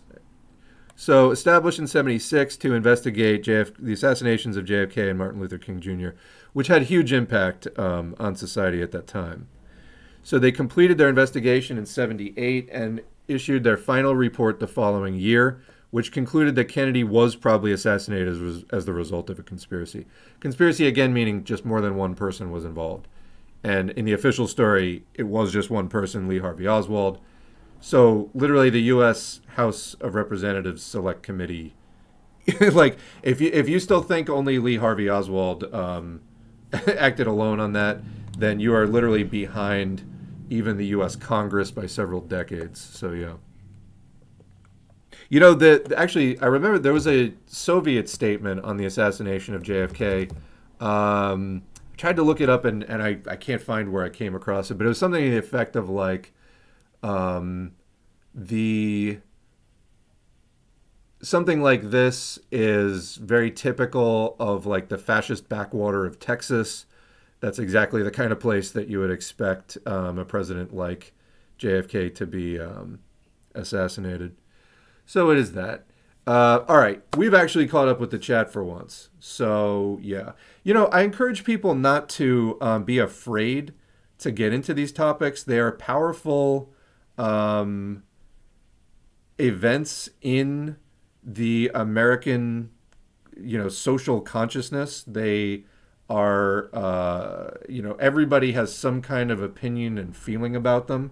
If communists are afraid to engage in these topics or try to sweep it all away as like, oh, the official story's correct, don't be a conspiracy theorist, you're a shitlib. That is a shitlib position. Obviously delving into things that aren't supported by evidence, that are irrational, that doesn't help anybody either. But you shouldn't be afraid to get into these things, which are powerful events in the American imagination. All right, anyway, speaking of COVID, let's talk a little bit about COVID. So somebody asked me today to explain this.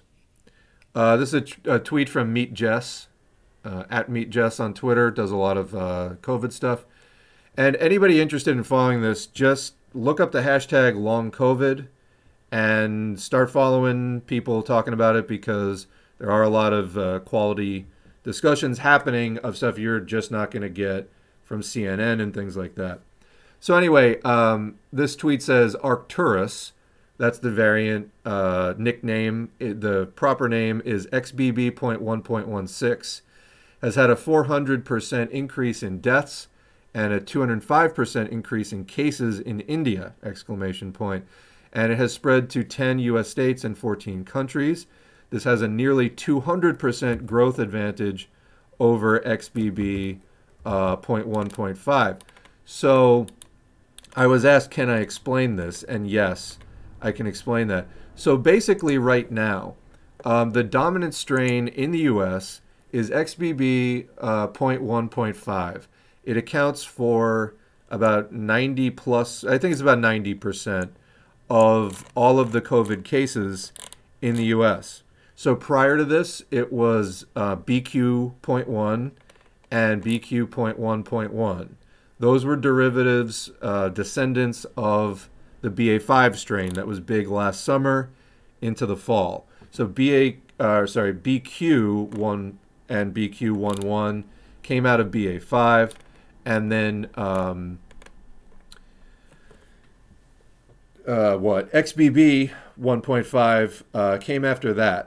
So XBB is a recombinant strain. That's what the X means. It means it's like a crossbreed strain.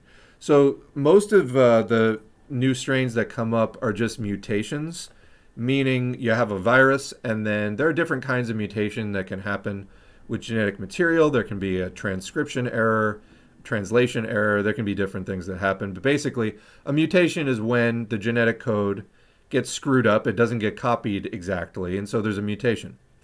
And some mutations confer disadvantage, and those mutations are likely to die out. Those organisms, viruses in this case, are likely to not reproduce very successfully, and they will be crowded out by ones that are more fit, more successful. Then there's some that are neutral, and there's some mutations that confer advantage. So then those strains become dominant because they have advantages over the current dominant strain. Well, the X strains, such as XBB.1.5, that's a recombinant strain. It's not just mutated, it recombines genetic material from more than one strain. This can be done in a lab, like recombinant genetics can be done in a lab, or it can also happen in vivo, in a living organism. If a host gets infected with more than one strain, then those two different strains of virus can swap genetic material inside the host. So that's the XBB strain. The first big XBB strain was in Singapore back in the fall. This one, XBB.1.5, I believe is, it's homegrown in the US. I believe it originated out of the New York City area, like maybe Connecticut, I think is where it was turning up first. But anyway, those are the last two waves, basically. Like, you had the BQ wave and then the XBB wave. And so XBB is at kind of its peak right now.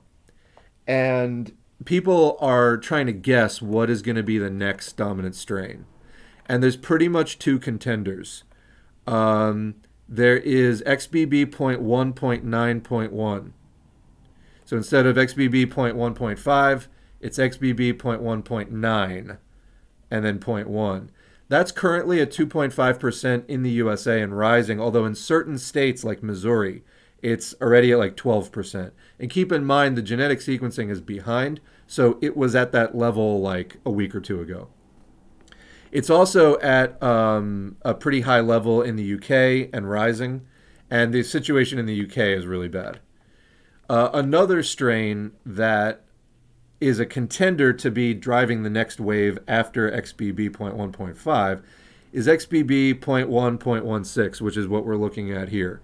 So the 0.1.16 originated in India, as far as I'm aware, but I'm pretty sure it originated in India. Anyway, XBB.1.5, the current dominant strain, is likely to be superseded soon by one of those two strains, either XBB.1.16 or XBB.1.9.1. And, I mean, it could be both at the same time. We don't know. But when it says that it has a growth advantage, it means that if you put both in the same environment, the one is going to grow faster than the other, which means it's the more successful reproducer. The other thing about, well, the situation in England that I was just mentioning, 1 in 40 people in England is like currently infected, and that was as of a week ago. So there's a very, very high proportion of active infection going, which is being driven by these XBB strains, which are pretty much like this year's Omicron. Remember, Omicron was BA.1, and that was new just a little bit over a year ago. I mean, it was an eventful year for COVID. That came in like November last year, and not 2021, like 14 whatever months ago. And since then we've had all of these different Omicron strains. So the the XBB.1.5 that's currently dominant, that's a recombinant strain incorporating parts of the BA.2 strain. Anyway, I mean, you don't really need to know all this, but just basically people are trying to guess what is the upcoming variant that's going to drive the next wave. And it's probably one of these two. So 1.9.1 or 1.16. The other thing, though, I was going to say is the 1.9.1 seems to have a greatly increased mortality rate. And let me double check this because I was reading it last night, but I didn't get the screenshot. XBB. So if it was XBB.1.9.1, then it had a 3.3% mortality rate. Mortality being death. That is a really, really sharp increase in... Let me see if I can find this article again. I'm sorry I didn't get it before we started recording. Let's see. It's from some... Not one of these big news websites. It was from...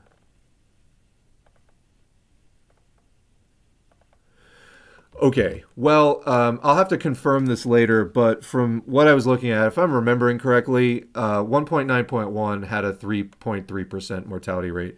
Now, the people who were dying were mostly pretty old, like the average age was 72.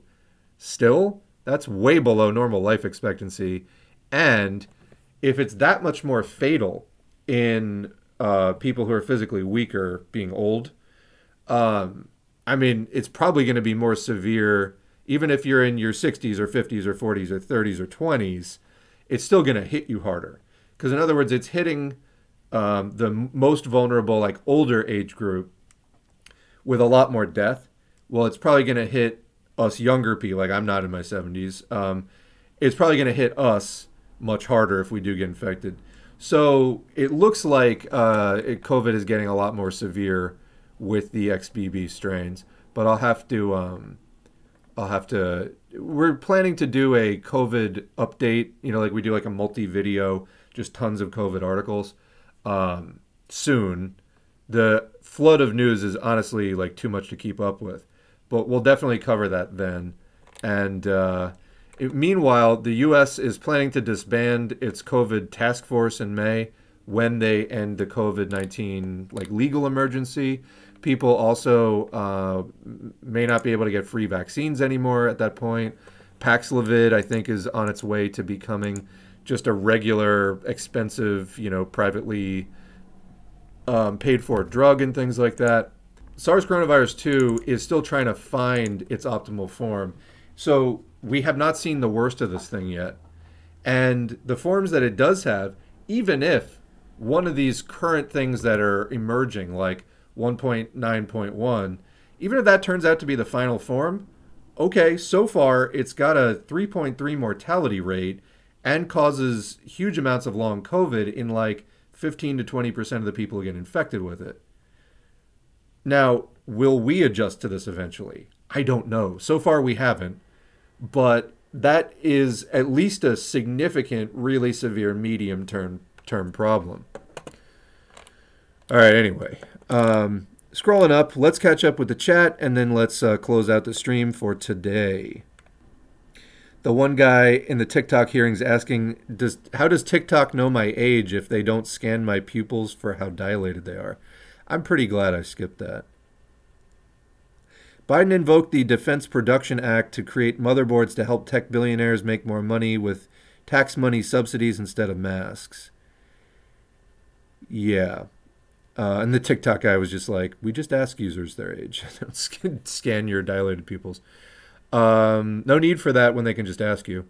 Anyway, yeah, so I keep, I have a research thread going on the chip wars.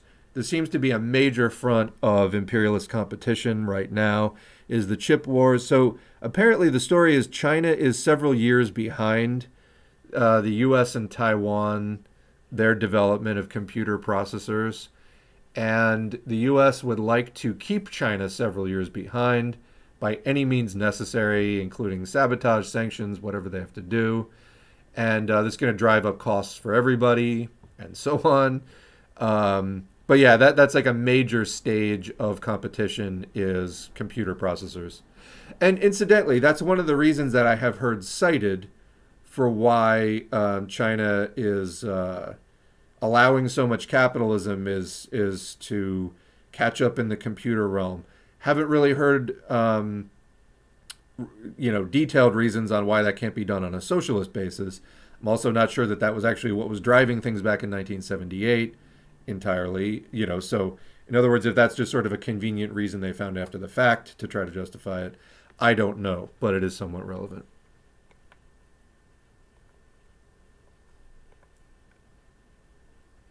I love it when the Soviets used to be so brutal about America. They were like, huh, you're going to hate us anyway. Might as well tell you like it is and call Texas a fascist backwater.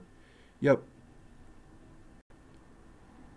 Yeah, COVID Data Report is another channel, small channel out there doing COVID updates, so shout out. I did go over there and I left them a comment and a thumbs up. So yeah, if you're looking for like daily stuff on COVID, there are people that are trying to keep the information flowing on this. You know, I mean, I could do a daily show. There's that much news about it. It's a major crisis of our time, and it's just being fucking ignored by so many people. Yeah.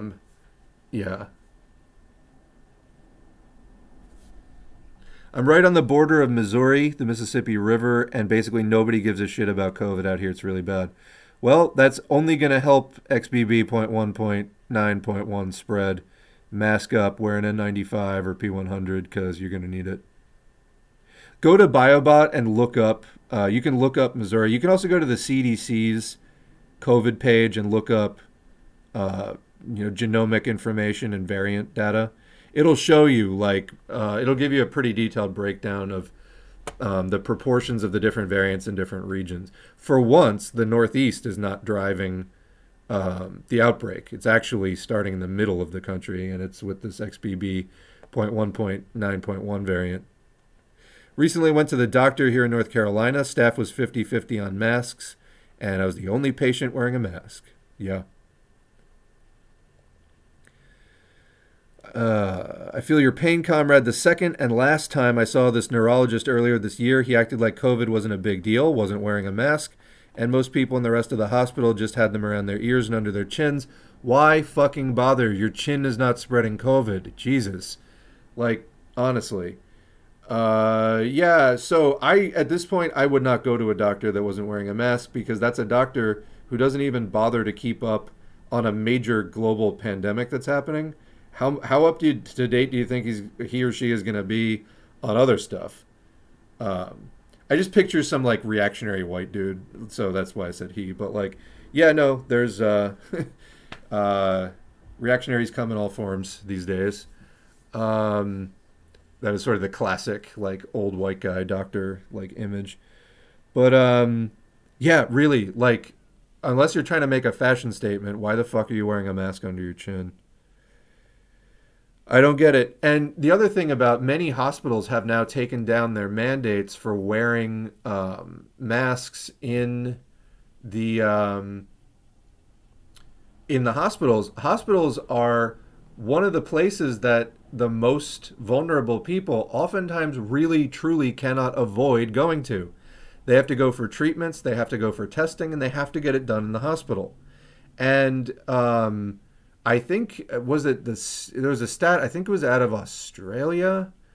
I'm not even going to attempt to guess which, where in Australia it was. But it was like previously hospital-acquired COVID. That's COVID that you pick up while you go into the hospital healthy, you come out with a case of COVID if you come out. The mortality or death rate for hospital-acquired COVID in this region was previously estimated to be 7.6%. Actually, that was wrong. Recalculations put it at 10.5%. So in other words, you in the hospital, if you acquired COVID in the hospital, you had like better than 1 in 10 chance of dying from it. So we're living in crazy world. But yeah, COVID, the one thing that we do know, as far as it's a textbook thing. Well, just look at what's been established by SARS coronavirus 2 so far.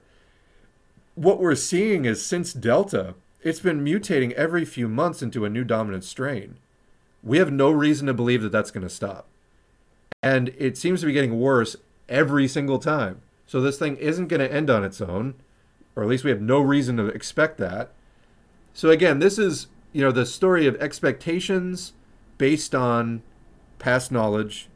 You can make a good informed guess about what's going to happen next. It's sort of the basis of science, how it gives us some mastery over the natural world. And again, applying it to socialism, social processes, you can predict changes in society as well, and so gain mastery. But yeah, I mean, there's plenty we know about this virus that is just being ignored right now. We know how to control its spread. That's ventilation, filtration, masking, contact tracing, quarantine, etc. It's being ignored. What do you do from there? You'll be like, oh, it's a bioweapon. Then why aren't you masking against it?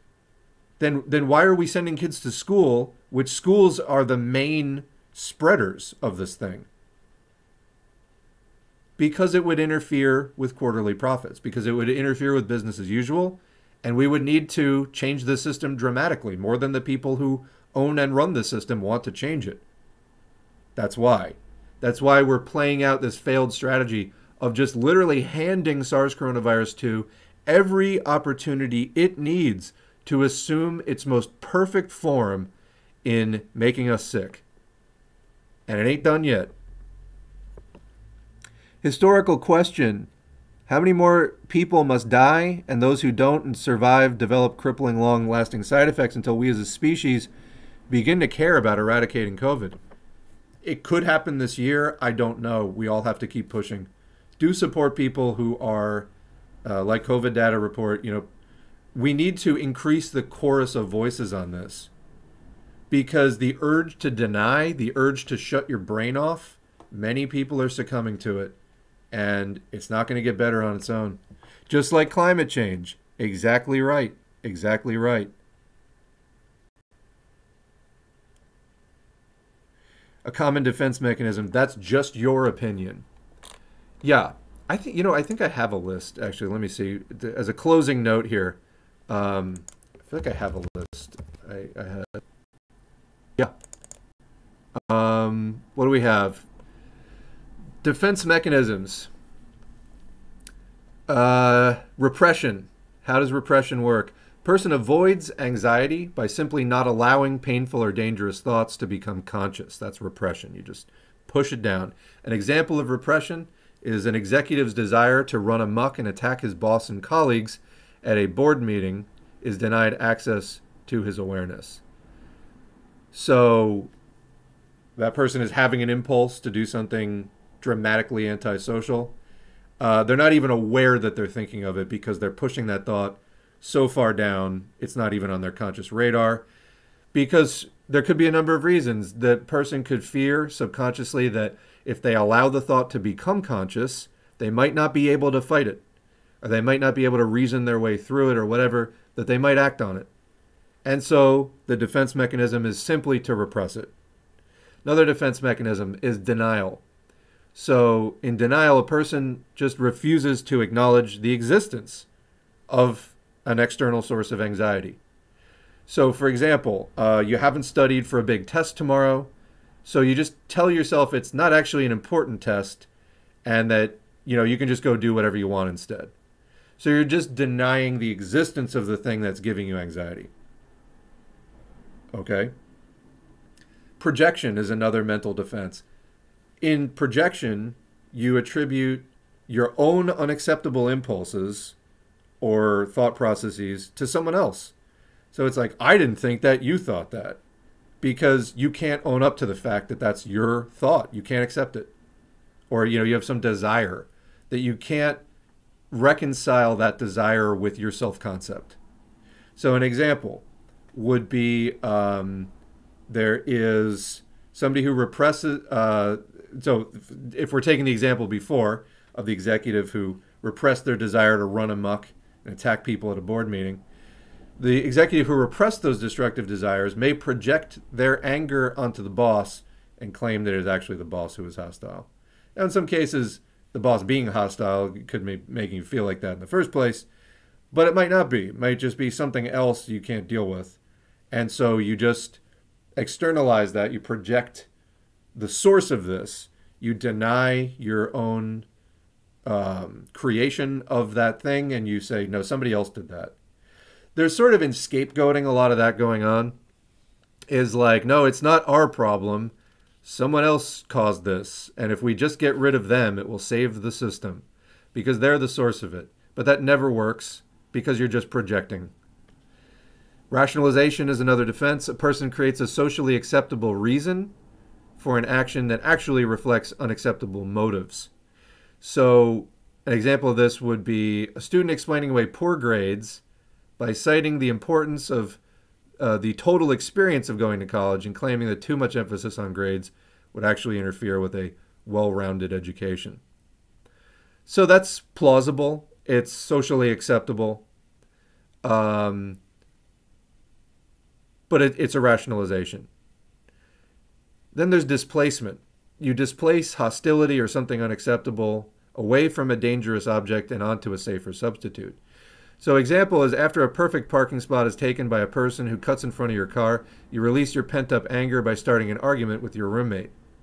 So right now on Thin Blue Lies podcast, the only true, or well, not the only, I guess we can't say that, but a true crime podcast about police crime, we're covering in an upcoming episode, the Golden State Killer, who was a cop and also a serial killer. But he was described as a anger retaliatory killer involving this kind of displacement. So you get angry at something and then you take it out on somebody else. And in his case, he took it out on victims that he killed. So that's displacement. You back away from something that you can't face, and then you face something that you can face, but isn't actually the source of the problem. Again, scapegoating, similar. Also, kind of straw manning. You can't face the actual argument, so you do something else. Although that is a little bit different. Anyway, intellectualization. Person represses emotional reactions in favor of an overly logical response to a problem. So you can almost say that intellectualization is a method of repression, although in pure repression, you're just simply blotting it out of your consciousness. In intellectualization, you're repressing or displacing your emotions, not to be confused with displacement, but internally you're displacing your emotions with thoughts. You're being overly logical about something in order to face how you just feel about it. You won't let yourself feel it, so you just think about it and think about it. So example, somebody who has been assaulted gives a detached, methodical description of the effects that the attacks may have on such victims. You're, in other words, dissociation is kind of a specific word, but you're distancing yourself from your own feelings about your own attack by being overly logical and intellectually detached about it. That's intellectualization. Then regression.